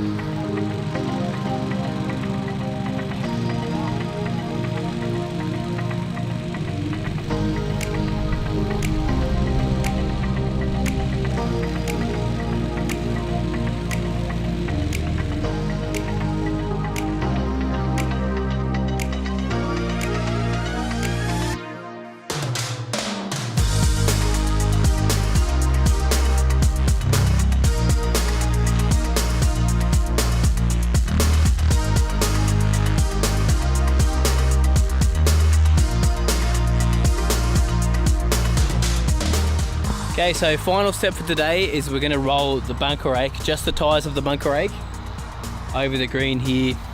Just because the little knobby things on the tyre help push the seed down and get you really good seed to soil contact. Now, it might have like a checkerboard look across the green when it first starts growing in, but bent grass does grow sideways, so we're not going to have a problem with that. So we're going to roll it over quite a few times, taking the rake off the bunker rake, so it's not actually going to rake anything in. We're just going to use the tyres itself to press it down. We used to use the old greens mowers, the triplexes, to do it on the golf course with the smooth tyres. And the reason I don't want to use the Toro, the the JD is because I did find when I was doing this area here, it used to slip around a bit. I don't really want to slip around on the green. I want to be really, really particular with this bent grass.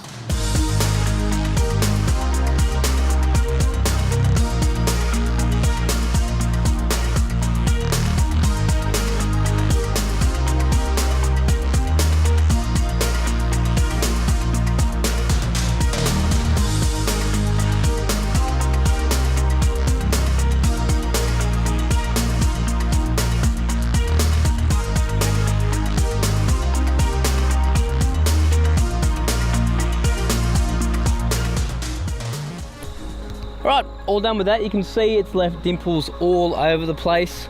So the seed will germinate in those first probably, and we'll get like a checkerboard looking look across the whole area. Although it depends on how the irrigation goes. The irrigation might actually just settle that down a bit as it has been. But as you can see, how cool. I actually reckon that looks really cool.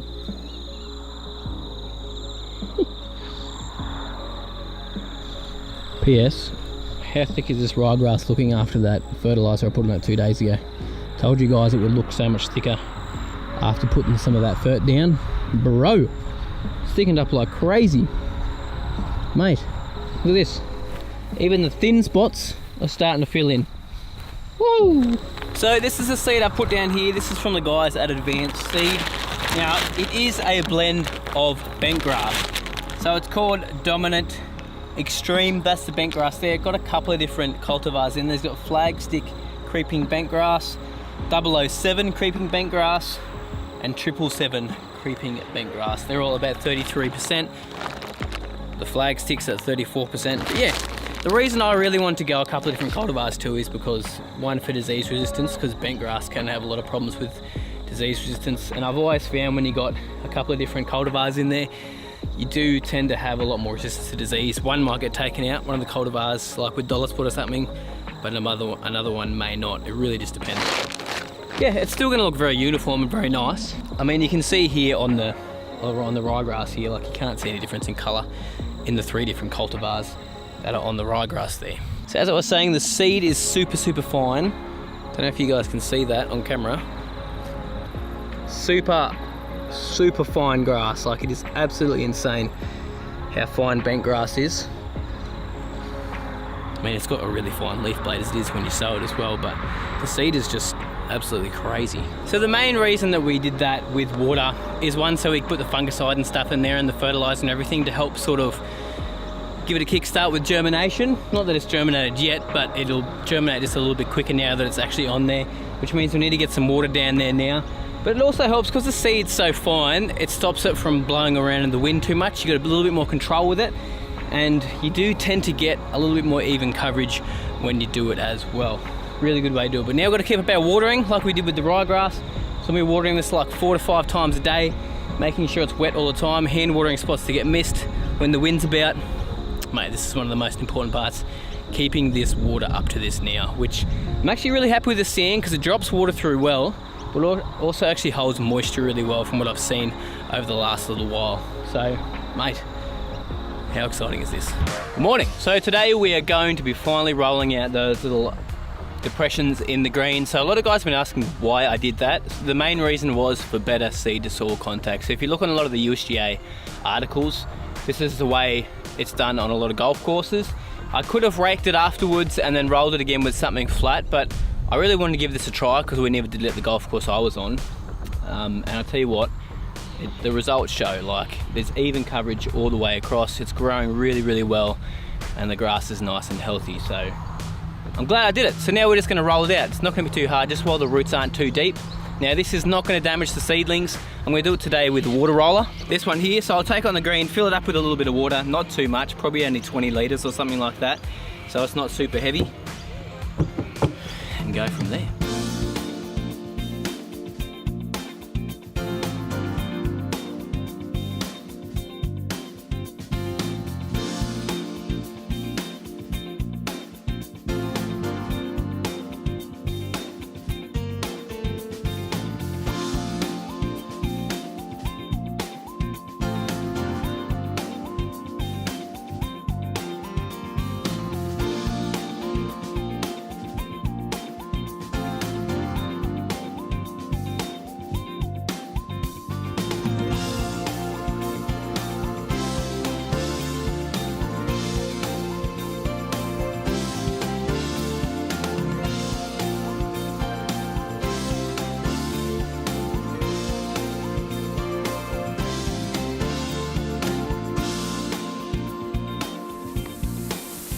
Man, that took me like nearly 2 hours. That is ridiculous. I think because if I found a spot that was really uneven, they actually push it around really easily with your foot and level it out. The green is pretty good. It's level over most areas. There's just one spot that a sprinkler has washed a tiny bit, which I just need to fix up with a little bit of top dressing and stuff. But I've got the irrigation going on now for 6 minutes per head, which will get it nice and wet. We've possibly got some storms coming in today, as you can see. So if we get a good rainstorm, not too heavy, but a little bit heavy, it'll actually help level out a bit of the sand as well. But that roller has got rid of all those dimples. I'll get some close-ups for you, and it looks a lot better. Man, look at that caster green across there as well. It's definitely firmed up the surface nicely. Man, you can even see slight stripes out there. Not sure if you can see it on camera. The aim is to cut this when this bent gets to about 20 mil. So I'd say probably in about another 7 days, maybe a little bit more, but I don't think it's going to be that 21 days like I thought it was, because it's establishing a lot quicker than I thought it was. And once we start cutting, it'll start creeping sideways a lot more as well, filling in those little gaps here and there, which even those little gaps do have seed all throughout them. It's just not quite as thick.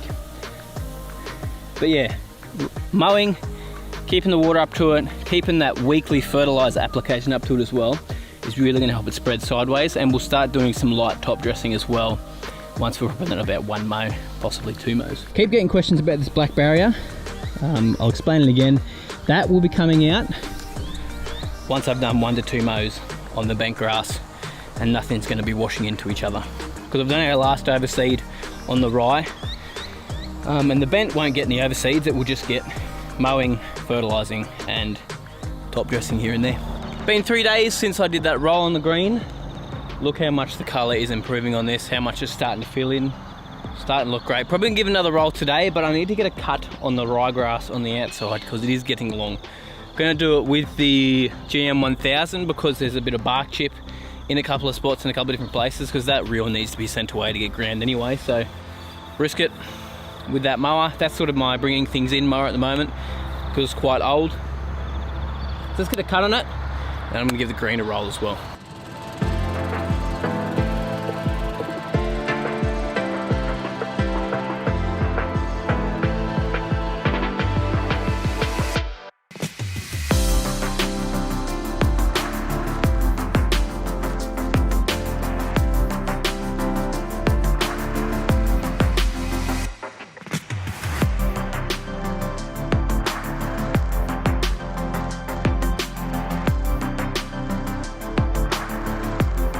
Man, that is growing fast. I think we got 1, 2, 3, 4, 5, 6, 7, about 8 catches off that. So close to a catcher every single time I went one run around it, which is about 100 meters, I guess, the whole way around. So it sort of makes sense.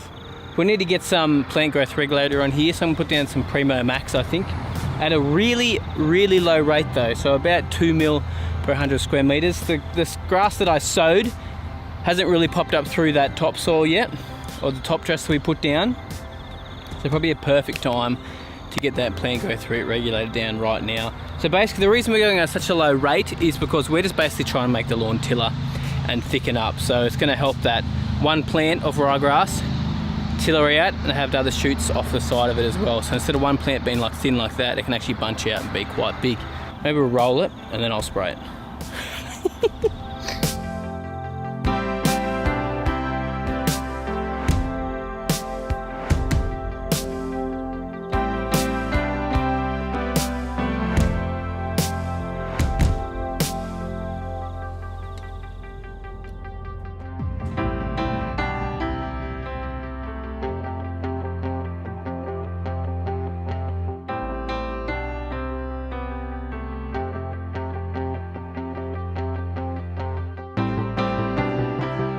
So looking at the green, you can see there is a few thin spots like this spot just here. That just germinated a bit later from what I noticed, and same with this spot here, so they will catch up. And once we start doing mowing, regular fertilizing, which we're already starting to do our regular fertilizing, these spots here will really start to fill in. Now, I want to explain to you guys the reason as to why I used the bunker rake and those knobby tires to do this. So I've got an example here for you. So this is where the bunker rake came in and pushed it all down nice and deep and helped it germinate and retain moisture a lot more, because remember we're doing this in sand, so it's a lot harder to retain moisture, whereas the edges here I only smushed it down with my feet and then used the back of a rake to compact it down. So you can see it is a lot thinner throughout the guts here, and we don't have germination that's quite as even as the rest of the area. So it's really just helped with seed to soil contact and help the germination and strike rate be a lot better across the whole green. Now it is going to fill in looking a little bit checkerboardy. I did say that in the original video when I ran the bunker rake out, but it's not going to take long to fill in. Once we start mowing, it's creeping bent grass, so it's going to creep sideways. There is actually germination between those gaps as well, just not as thick. And yeah, we're going to have to do some regular top dressing as well. Top dressing the whole area with the same type of sand, mowing, fertilizing, and this thing should fill in within the next 6 to 8 weeks if the weather holds up nicely. We don't really get many frosts down here, so we could keep this thing growing through winter if all goes well. But the green is definitely getting thicker by the day, as you can see. It really is quite filled in for, how many days are we at now? 7, 8, 9, 10, 11. Day 12 today on the green. Like, sometimes you don't even have bent grass germinate until day 10. So we are way ahead at the moment, which is awesome. Because we pre-soaked it and we primed the seed with our fungicide and our fertilizers and stuff, it came up a little bit earlier. And having it actually compressed down with those knobby tires, in my opinion, has really made it germinate really, really well and come up super, super quick as well. Check out how dewy that is this morning. So we're going to brush the dew off with my lawn level actually, just because we can. We don't really have to because we've got some fungicide down there, but it is quite dewy this morning. Just want to be careful of disease, especially in growing. You've got to be really careful of seed dampening, pythium, and a couple of different diseases as well. This time of year in my climate is very high chance of dollar spot. We're probably not going to get this dollar spot here because we're feeding it really well with some fertilizer, but let's dew it off and then we'll get some primo on the outside.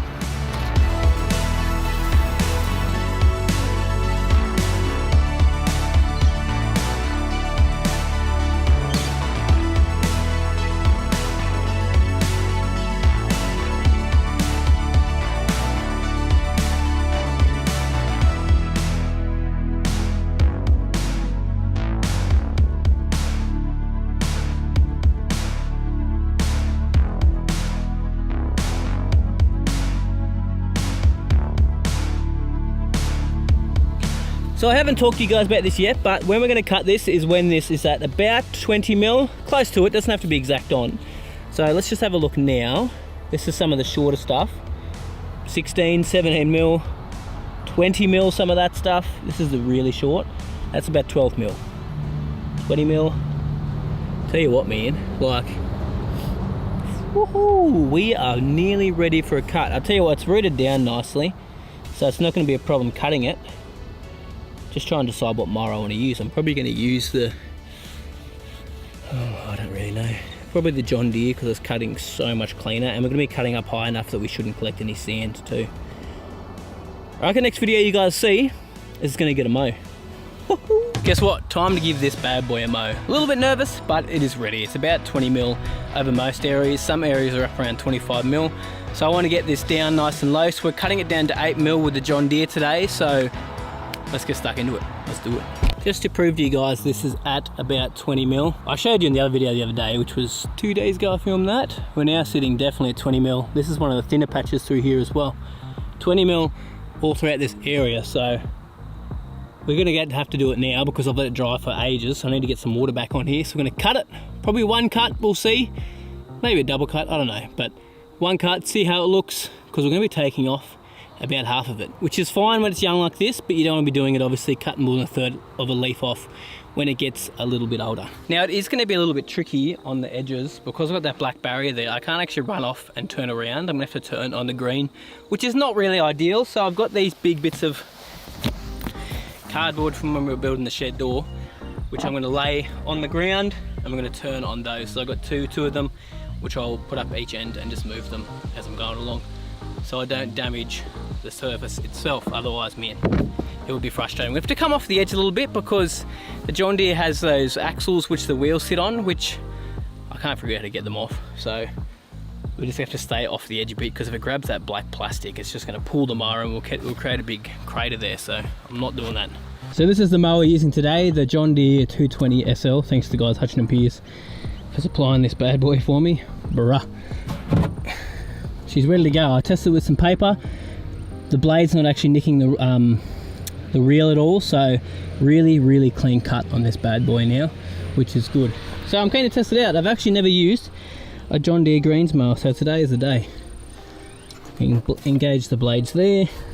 By the look of it, we'll figure it out as we go. Okay, well, we're just gonna get straight into it. Get a mower on it because I need to get some water back on here.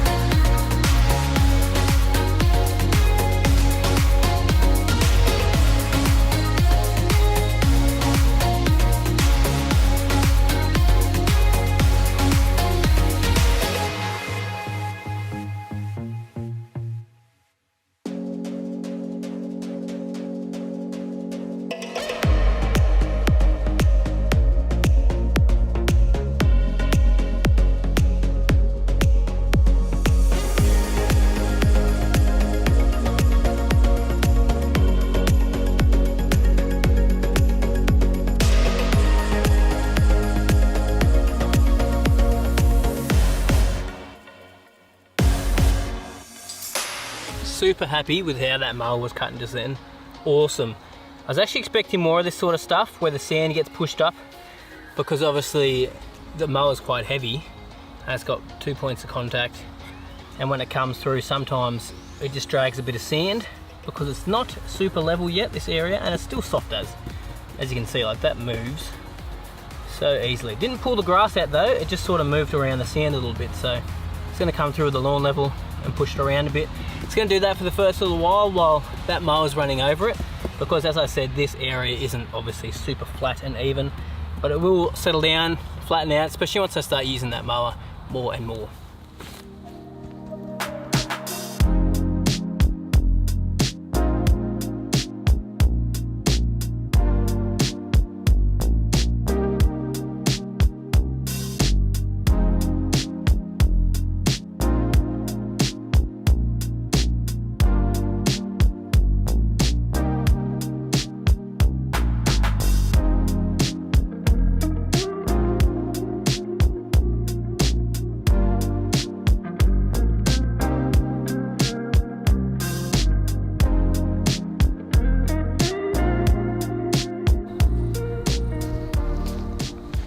So, believe it or not, we're actually getting a bit of grass off there. So we've got probably half a catcher in there, which is not bad for a 14-day-old green. Today's 14 days? Yep, 14 days today. So I sowed it on a Thursday and today's Thursday. Good maths. So, mate, look at that. So fine. Mate, that smell of bent grass, nothing beats it. Didn't actually get much sand, which is really good. So obviously just nicking off the top, which is really good. There's basically no sand in that, so not gonna have any impact on that reel, which is nice. Look at this stuff, mate. Like, it is so fine. We've cut a bit off too. Like, we have cut legit close to 10 mil in some spots. Some's a little bit less, but that's fine. We don't want to stress it out anyway, and it's fine for a cut, and we're gonna keep cutting it now. Bro. Exciting stuff. I'll tip it out and show you how much there was. There we go. That's off just one pass, cutting off about 10 mil, which you think about, 10 mil is not much, and there's still like not thick. But look at that, man. That is an exciting sight to see. Rah, love it. Man, it is cold this morning. About to mix up some liquid ferts. But look, lots to do about again, which is fine. Now, looks like either we missed some spots when we were mowing, or it's just where the overlap was. I reckon we missed some spots. Have a look at this. Clearly not used to the mower yet. You can see little lines all the way through there. I think that's what it is, or it's just... Oh no, it's not. It's just obviously where the edge of the mower was. There's just not as much dew in those spots. Man, it definitely needs another cut. But let's get some fert out. And I might cut it again this afternoon. So today we're putting out my mix with my 4 products just here. The Roots, Vitalise, Nourish and Brilliance as well. I'm going to put down some of this MP Reinforce as well, just to help keep this nice and hardy, strengthen up the leaf of the plant, and actually it's going to help the uptake of potassium and phosphorus as well, and protect against disease to an extent, on top of having a fungicide program as well, just because it strengthens up the plant nicely. So we'll mix this all together, spray it out. We're going to leave this on the leaf as well, not water it in.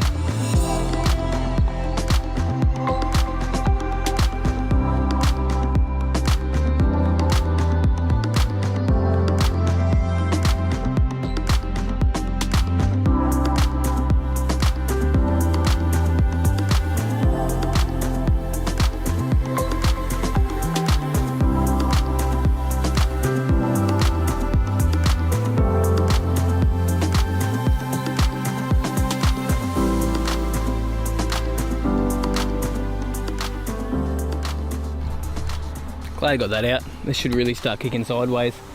It already looks thicker this morning after cutting it yesterday. Like, yeah, it's looking a lot better. There is a couple of thin spots I can see, so I went over with a little bit of extra fert on those areas. Because I had a tiny bit left in the knapsack. But something dug a hole here. I filled it up already when I walked down this morning. I forgot to film it. But something dug a hole just there. It wasn't Schnitty either. Schnitty's pretty good. He doesn't come on the green because I've told him not to a few times. But yeah, mate, I really want to get this black barrier off. I think it's time to take this black barrier out. So we're going to use this reciprocating blade saw, whatever you want to call it, just here. And just honestly give it a go. We'll see what happens. I'm interested to see, because I don't think we've got everything perfectly level with the sand and the soil. So yeah, we're just going to see what happens once we do this. I need to do it because I don't want to do it when it's too rooted down, and then it's going to be really hard to cut through and we're going to wreck all the turf and everything. So do it now. We've done a mow. It's rooted down enough that we're probably going to be sweet doing it if we're not sucked in.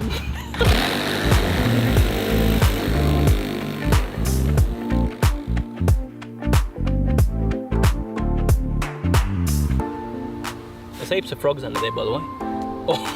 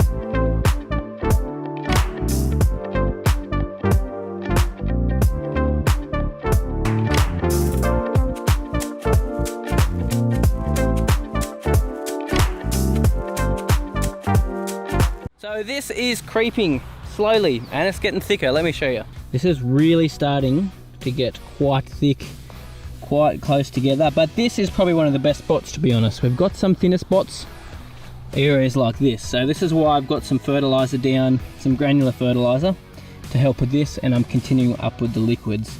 Now, There could be a few things that's making some spots thicker than others. There could have been more seed there. It could have got a little bit more water and not dried out as quickly in that area. Quite a few different things that it could be, but that's fine. We're going to get that going with some regular top dressing and our continued fertilizer, as I've been saying. Now, I have actually been dealing with a little bit of algae on the green, which I've knocked it already quite a bit. But if you guys have a look here, you can see this black stuff starting to form on the sand. So this area just through here, all throughout this area around here, gets a lot more water because the sprinklers are overlapping a lot more. So I've backed the water off completely on these spots, trying to let this dry out. Put down some of my Enhance, which has got some iron sulfate in it, which will also help knock it. And also put a little bit of Chlortan down as well, because that can actually have a little bit of an impact on algae and moss as well. I've read a few articles in the States and it says it does have an impact on it as well. Not turf registered here to do algae, but it's a good way to protect ourselves from dollar spot and that anyway, this time of year. Well, another way you can get rid of it is rake it out. I raked it out just here, and you can see that it's gone, but I don't really want to be raking it throughout the whole area because we could damage some seedlings. Or I could core aerate as well, that probably would help quite a lot of those spots, but what we've put down has already significantly reduced the impact of the algae on there, and some top dressing should also help on top of that.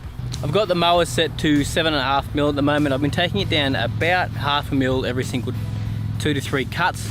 Probably due to be taken down again, but I'm going to be top dressing today, so I'm just going to leave it at that 7.5 mil and just adjust from there basically. But we're not going to do a heavy top dress anyway, it's just light, a little dusting, just to help level it, help fill in the gaps, get things ticking along. Now I've got these white things here again because there is sand on the edges and I don't want to pick up sand and run ryegrass onto the green.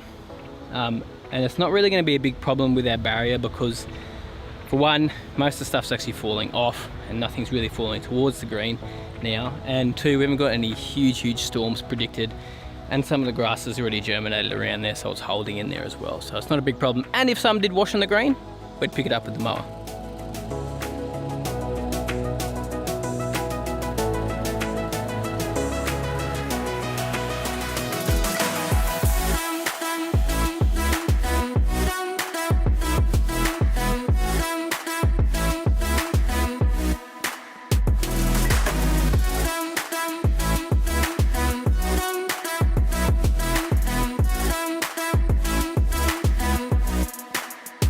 So we got, I'd say about 1/4 of a catcher off that, and the leaf is a lot more lush at the moment because of all that nitrogen, which is ideal.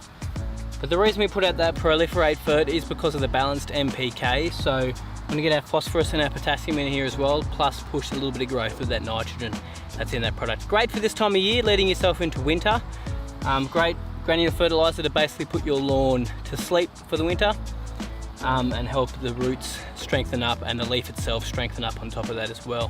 To help us sort of deal with frost and just the cold shock it's going to get when the time comes. So this is our last hot day, I think, for probably the rest of the season. Today's 31, tomorrow drops to 25, and the rest of the week just keeps dipping bit by bit, which for me is good because ryegrass is cool season grass and so is bent grass, so it should actually start to move sideways a little bit more when we get those cooler temps, because the days are just a little bit too hot and it does stress out the bent a little bit. I want to back the water off as much as I can and just allow the bend to creep sideways. Decent amount of grass in there, as you can see, for a single cut. When we're cutting at 7.5 mil and I cut 2 days ago, so starting to get some growth. So I've got this top dresser here from the guys at Yard Empire, which was Old Time Parts. Jason sent this thing for me to try out, so I'll show you. This is the master top dresser, the S75. Now I've got this shut off all the way. I'm just going to do a little test run. I've got my sand in here and I'm just going to see how it drops out and how thick it drops out, because we're going to do a dusting, but we might go a slightly heavy dusting just because we've got so many gaps to fill here, and it's at 8 mil or 7.5 mil, so it's not going to be hard for it to drop down below that canopy there since it's got all the gaps, as you can imagine.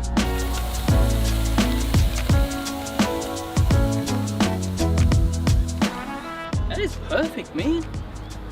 That dropped down in there so nicely, And it holds in there, like it doesn't drop through when you got it closed off all the way, but as soon as you start walking, it drops down. I'm impressed with that. Well, I'll get the skiddy loaded up with some sand, bring it back down, let's do the green.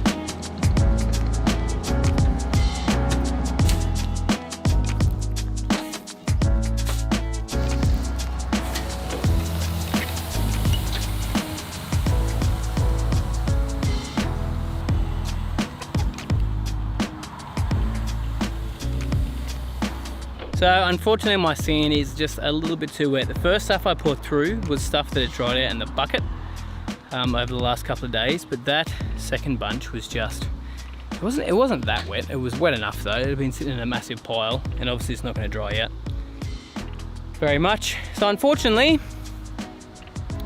it's not going to work that well, which is a bummer. You need the sand to be quite dry, which always on the golf course, if we had wet sand, it was always a little bit more of a struggle.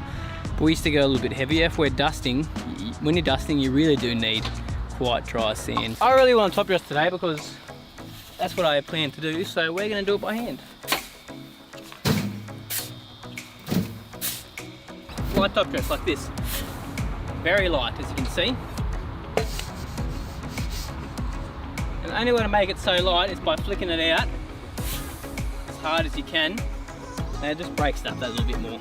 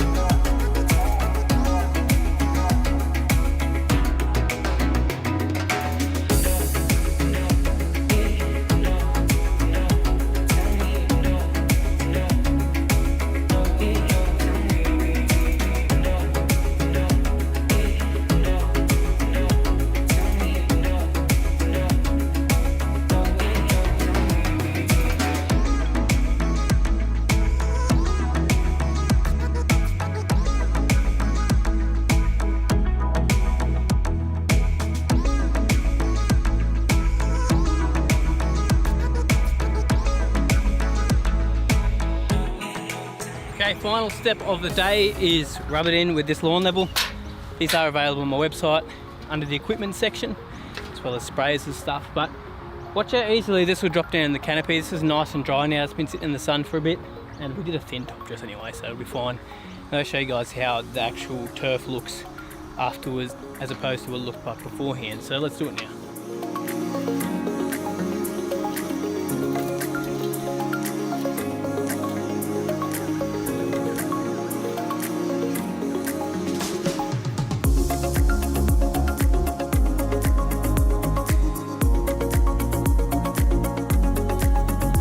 Just to show you guys how thick we've gone. Not very thick, see how easily that brushes down. And it'll just help this bend here push into this looser stuff here, but at the same time help level everything out as well. Because there is a lot of uneven spots in this green, regular top dressing like this is really going to help just get this level, and obviously a nice putting surface as well.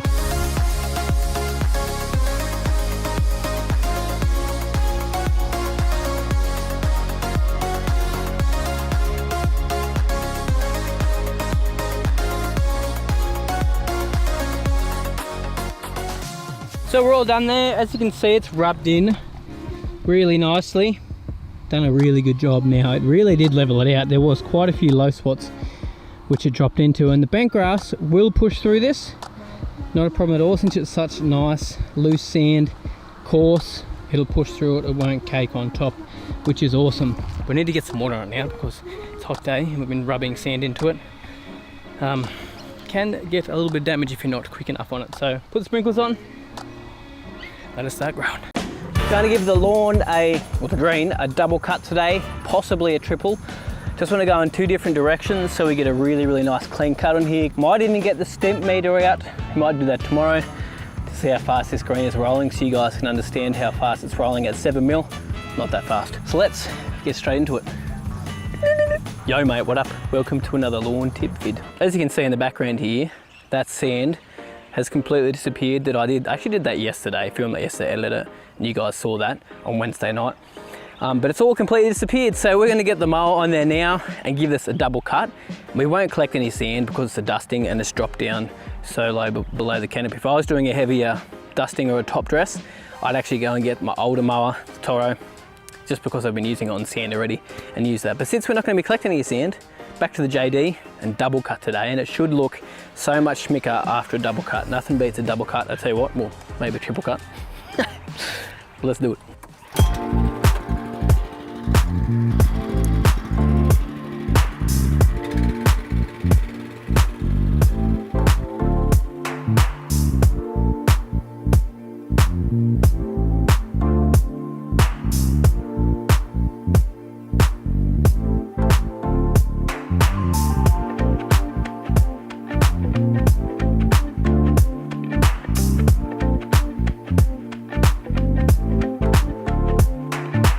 One cut in, we've got about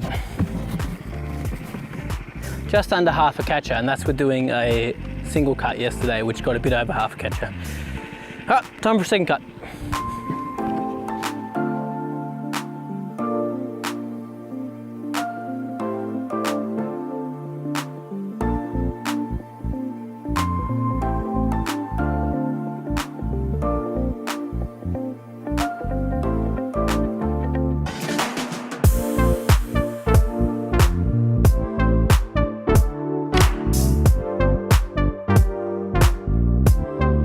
Man, nothing really is hard to beat a double cut. It just tidies it up so much more. Like going in two different directions, you just miss those blades of grass that you got on your first cut. Triple cut's good as well, but I mean, double cut's probably enough at the moment while this thing is ticking along. Man, it is really, really filling it at the moment. I'm loving it.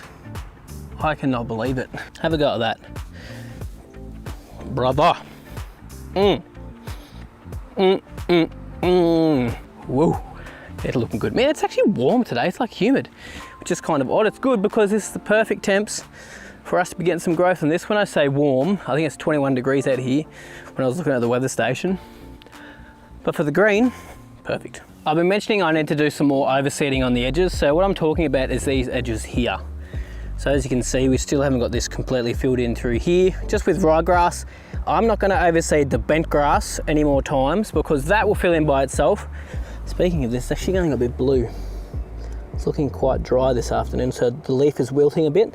So we need to get some water on there right now. There's a little bit of ryegrass, unfortunately, down in there that's washed into some spots, so I'll be picking that out, or it will eventually die out the more and more we keep mowing these areas, but a little bit of ryegrass through here as well. As frustrating as. But I'm not sure how well you guys can see it on camera, but there's actually also a blue spot just there.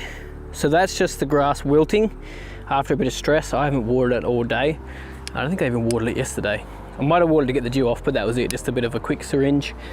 So we need to hand water a couple of spots around here, and especially that new grass just there, which is only about, I think it's 20 days old. That stuff just there, some stuff that I overseeded. Let's just give it a quick putt though. Oh, it's looking beautiful.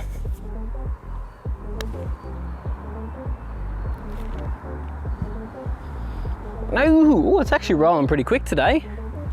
The double cut was good for it.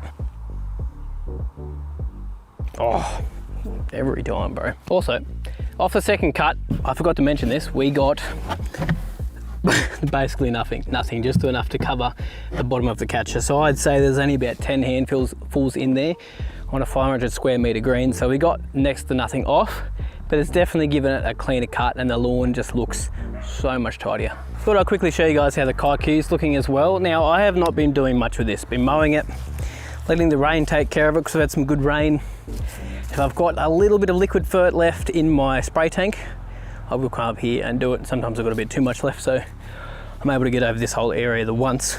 Look at this. It's looking really good. Nice and lush, green. The height of cut is a little bit higher as well because I'm not keeping on top of it as much because we're focusing on the golf green so much.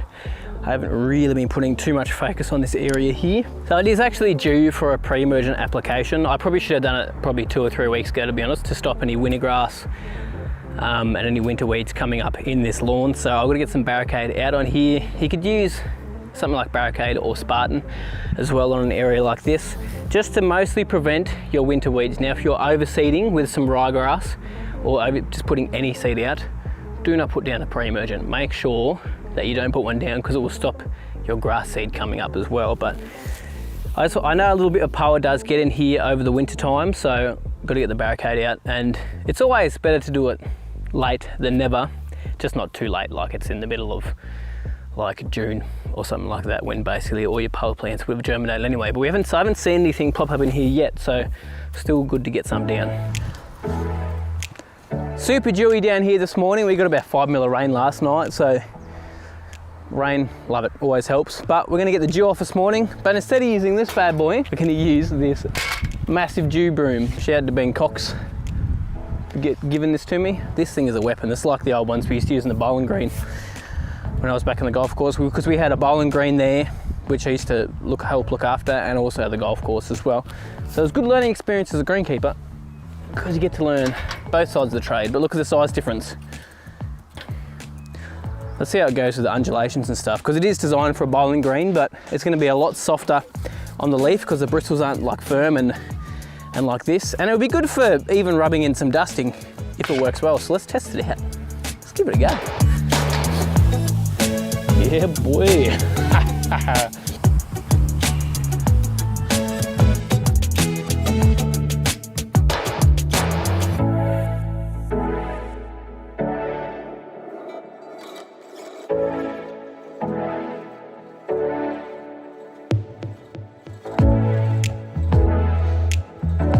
Man, that brings back some memories doing that. Getting up early on a Saturday morning, like 4 o'clock in the morning, going down for Saturday bowls, de-dew in the green, the bowling green, giving it a cut. Most of the time it's a single cut, sometimes a double, and then a roll afterwards as well. Mostly just during like bigger events, but man, that really does bring back memories. So just coming down to the green this morning, it has filled in a lot overnight. We have been having really, really good warm night temps at the moment for this time of year in Orange, which is perfect for this. Up around 10, 11, 12 degrees. It's actually a little bit warmer than it is in town because we're just a little bit lower than it is in town. So we should be able to keep this thing growing all throughout winter. But that Vitalize and Pronto has really helped this thing move sideways, plus all of the other amendments I've been putting on here at the moment with all our microbes and everything. It's just really helped push things along. Last time I'm probably going to show you guys this because it's pretty much filled in, but this was the spot that was looking dead, and I thought it had disease almost or something. It was just looking uber sick after that roll, but it's pretty much filled in now, like 2 weeks later. Like, that is crazy. Love to see it. We're going to bring the height of cut down now. We've had our repair, it's come back, it's really, really healthy and repairing well. So we're going to bring this down to 6 mil today. So we're at 7 currently, bring it down to 6, and then the following week we'll probably try and squeeze it down to 5 mil after that. Might as well do it while it's thick and help it just keep pushing sideways, keep our dusting up, keep our fertilizer up. And this thing should honestly be filled in. It pretty much is filled in lots and lots of spots apart from these little areas like this, but give that 2 weeks and that should be filled in with how much it's moving at the moment. So we're going to set a height of cut today with this Accu gauge here. Now, you obviously don't need an Accu gauge. You can just get a flat bit of steel with a nut on it, which will basically, what it measures is the gap between these rollers here and your bottom blade, the underside lip of your bottom blade. So we adjust this top roller here up and down. So if we're going up, the height of cut comes down. So it's currently set to 7 on the dot, which is good. So only going to bring it down 1 mil. Now, as I mentioned the other day, this bar here is going to help us just adjust this one side. That's going to bring both up at the same time.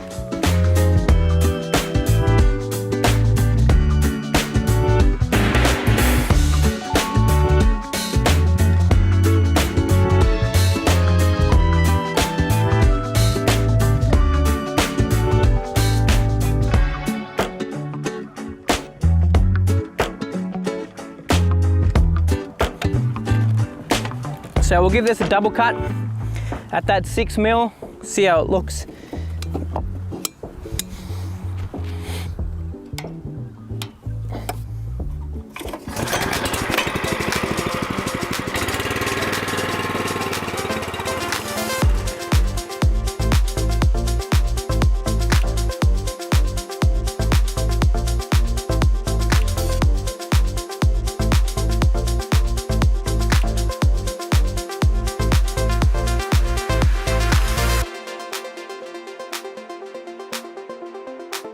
One cut in and probably just over half a catcher.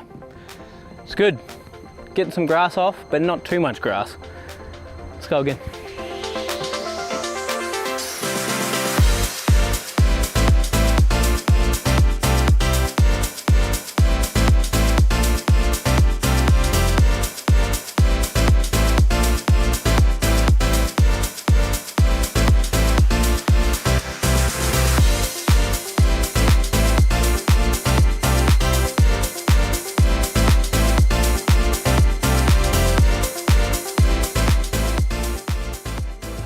Double cut now done on the green at that 6 mil, and honestly I reckon we could take it down to 5 mil. It's handling it absolutely fine, looking pure as though we're pretty much nearly at the height we were before. We're at 5.5 mil, so we're 0.5 mil off what we were at, and man, it is looking good. Not much up on that. We're only enough to really cover the bottom of the catcher, maybe a tiny bit more of that. More than our second cut from yesterday though, so we definitely got a lot more grass off today than we did yesterday. And you can just tell the green is just really growing every single day. It's pretty insane how much it grows and how much you get off when you're daily mowing on a golf green. It's absolutely insane, but how good is this looking? So we're about to do our stimp meter reading, but first off, I'm not gonna put our fert out on the video today, but I'm gonna put it out later this afternoon so I can get this thing edited. But I'm just gonna put out my lawn tips mix, which is the Brilliance, Vitalize, and the Nourish. That's what I'm gonna put out today. And then I'm also gonna put in some Pronto in there at half rate, just to push some growth on this area, but we're also going to help with our P and our K and our microbes and stuff with the other products, so that it's not only pushing growth and not getting any other macronutrients in there. But let's do a stimp meter reading. So basically what a stimp meter reading is going to show us how fast that our green is playing at. So this is not going to be fast, let's be honest. Like a fast green's going to be up around 12, 13, I think that's what it is anyway. I'm not super trained up on it all, but like your average sort of public course may be running at around a 9, an 8 or a 9, something like that. I want to try and get this up around the 12 for the fun of it, but today I'm assuming this will be like 8, possibly even 7, maybe even slower. Now this is, I'll show you how we measure it. So it's a stimp meter. We get a golf ball, we get 3 of them.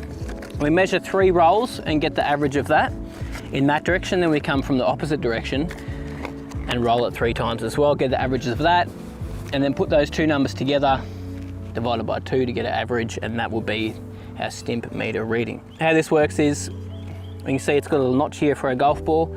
You basically just slowly bring it up until it drops and gravity takes it. Now this is the flattest spot on the green. Now, there's another flat spot down a little bit lower, but this spot here is quite flat.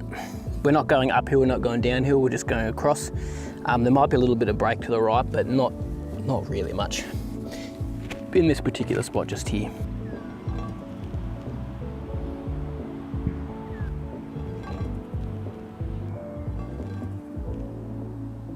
So just so you guys know how that far is in meters, pretty much bang on 3 meters exactly the furthest ball is. Yep, exactly 3 meters. 9, nearly 10 foot at the furthest ball. It's at 9 foot 10, 9 foot 8, 9 foot 6.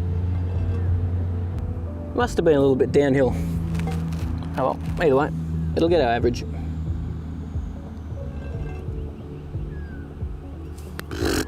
Divided by 2 equals, so it's running at about a 7. Which is slow, as you can imagine. As I'm saying, it's at 6 mil, so what did I say, 7 or 8? Yep, I was bang on the money. Well, that will be interesting to see how that progresses over the next couple of months.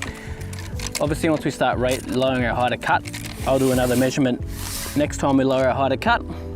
If we do a roll on it, we'll make sure we do it then. There's gonna be so many different things. If a double cut, we could measure a double cut against a single cut.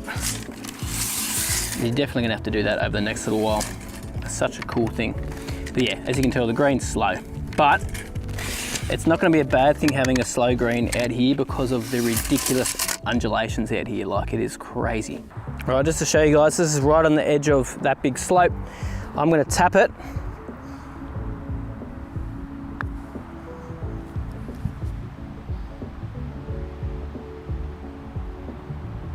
And it just keeps on rolling. This is definitely slower though than it was when I had a 5.5 mil and we gave it a roll. When that when we'd putt from there, it would have rolled another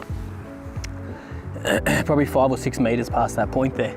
So I'd say when we rolled it, it was up around probably more like a 10 or an 11, like your local golf course. But yeah, it's slow because we're at 6 mil. So this golf green just here has taken me about 6 months to build. A lot of planning and processes along the way because we've had lots of rain and delays due to things not being able to come in. But it's taken me about 6 months to build this. From last October we started, and I finished around, well, by the time it got really, really nice and puttable and looking good, we were looking at about May. So October, 6 to 7 months actually.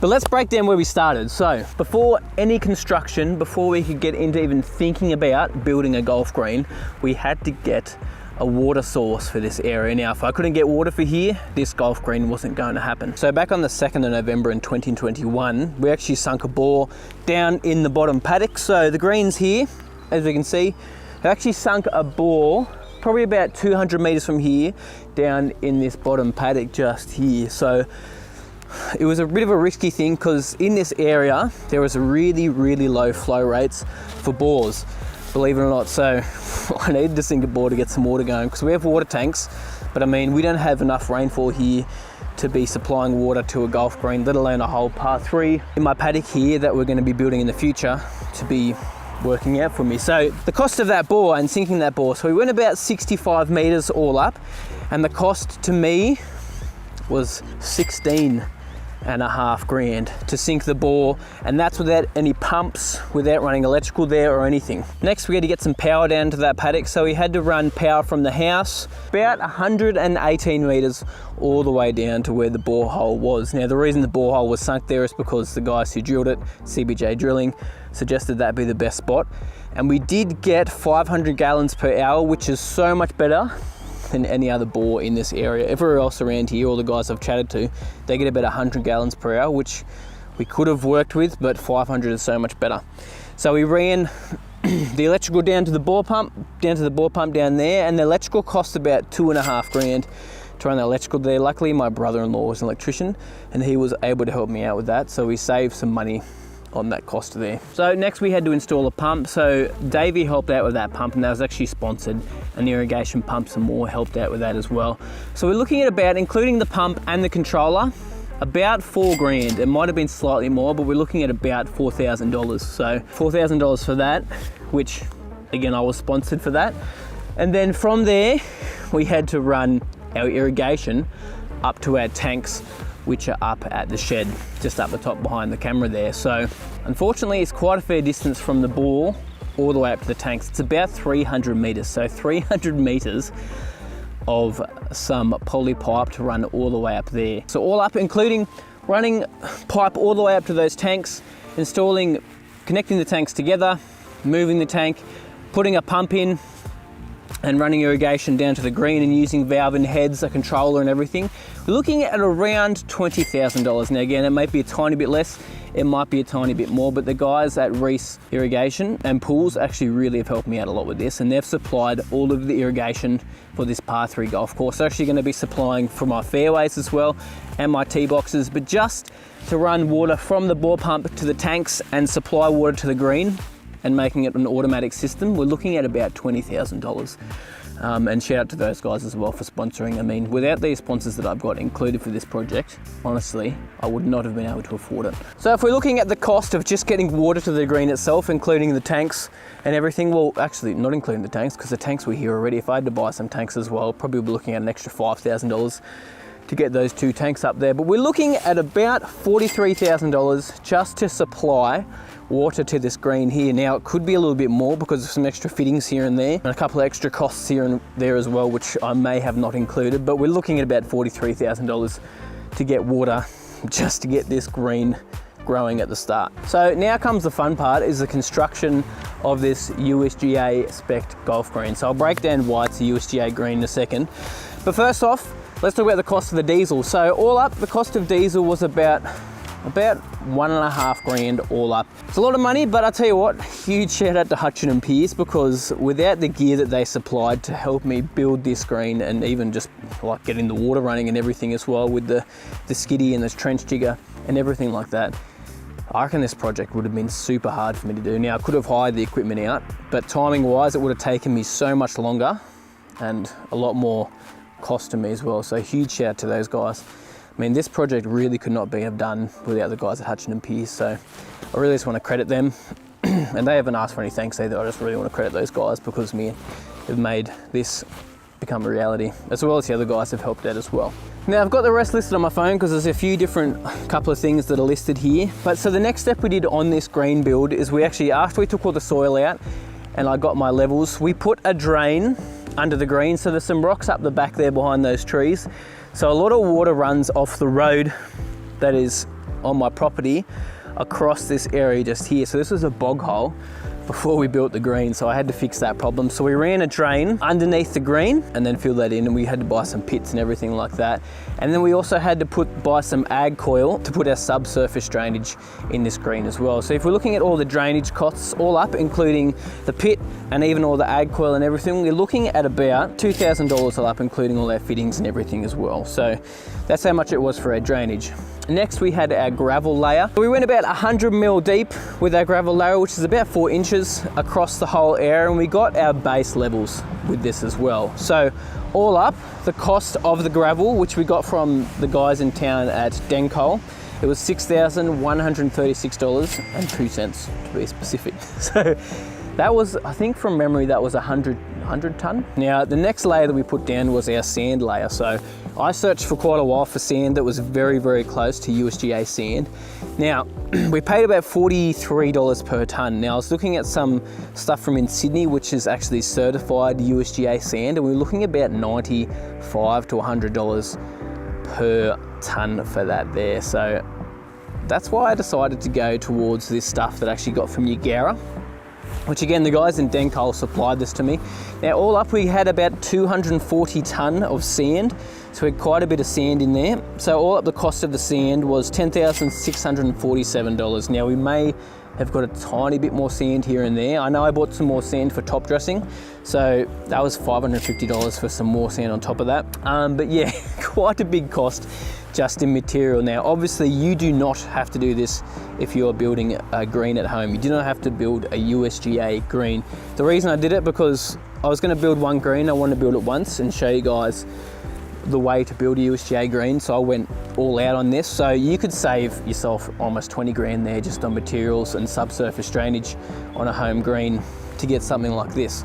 So you definitely don't need to go all out. And the same thing is too, for me to sink a bore, run pipe all the way up to the tanks and everything, you may have a water source like a pond or a dam or something like that, or you may already have really, really good rainfall. Like, those costs don't need to be done, but for me personally, just to back myself, so I've always got a reliable water source here with what I'm running for this YouTube channel.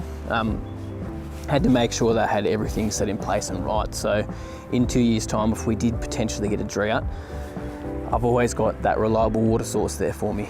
Now, after everything was done, constructed, leveled out, everything was looking nice, we obviously had to get some seed out. So first we put some ryegrass seed down. So we used probably about 30 kilos and a little bit more once we started fixing up some washed out areas and that. So all up for the seed, we were looking at about $300 for the seed there that we used just for the ryegrass on the outside. Now we've got nearly 500 square meters of ryegrass there. So we've got quite a bit of ryegrass there. And now for the bent grass. Bent grass is a little bit more expensive, but the sow rate is a lot lower as well. So you're looking at about, for 1 kilo of bent grass, you're looking about close to $100, can be a bit more depending on the cultivar, can be a little bit less as well. It just depends on what grass type you're using. So we actually used 7 kilos over this whole area. So a little bit over 1 kilo per 100 square meters. And we used that, which was $700 of bent grass seed on this green as well. And the guys at Advanced Seed supplied that, so shout out to those guys for supplying the seed for the surrounds and for the green as well. Super lucky that I'm able to get guys like that on board because of what I do. It's just something that comes along with doing what I do, but honestly, super appreciative of those guys and supplying that. Now lastly, we just had some odd costs for like tools and fittings that I may have missed that were outside of my budget from the guys at Reese Irrigation and Pool. So you're looking at about an extra $1.5 grand for extra fittings here and there, buying some duct tape, buying pipe cutters when I needed them. So there was just odds and ends here and there. So $1.5 grand on top of that for those extra little bits and pieces here and there. So all up for the green build, not including irrigation and stuff, we're looking at about $23,333.02. Now all up for this whole build, including the irrigation, the bore, everything, we're looking at $66,333.02. Now remember, I have not paid that much of this whole thing because we've had sponsors for irrigation. We've had sponsorships for the pump. We've had obviously the equipment that we've used. We've had sponsorship for the seed, for everything. So I'm very lucky, to be honest, that I have this opportunity to do this and I'm able to build a green like this and have the support of those guys and sponsors. But you definitely don't need to go all out like this with a green, as I said, and you might have a good water source and you can just sow onto soil and you may just need to level it out and get it looking nice. Like you could build yourself a home golf green for 2,000 bucks if you really want to. You could do it for 1,000 bucks if you just want to put some seed down, some bentgrass seed and some surrounds and that, and then just use like manual irrigation. I mean, there's so many ways that you could do it. You do not have to go out and buy all these materials and go absolutely nuts with it. But I knew if I was going to build something, and this is actually why my wife and I bought this property, is for this YouTube channel to show you guys this whole process and have an ongoing video series for years and years to come on maintenance, on the par 3, on different grass types, because we're gonna have some couch grass here in the fairways, we're gonna have some zoysia, we're gonna put some buffalo in some areas, we're gonna keep some kikuyu here as well. We're gonna try and have as many grass types as we can here. So that's the main reason why I've done this, and I always had the dream from when I was like a second-year apprentice that I wanted to build a golf course. Sounds ridiculous, and at the time I thought it was the most far-fetched dream in the world, and fast forward like, what, 10 years later, whatever it is, like my dreams become a reality, and I've got a golf green in my backyard, like an actual USGA golf green, which has come with lots and lots of help and lots of support. Yeah, but mate, it's just crazy. If you guys have any questions at all about any more of the cost or how this was built, feel free to ask them in the comments below. And if you guys learned anything from this video, I'd appreciate it if you liked it. Subscribe to the channel if you haven't already. And I'll see you guys very, very soon.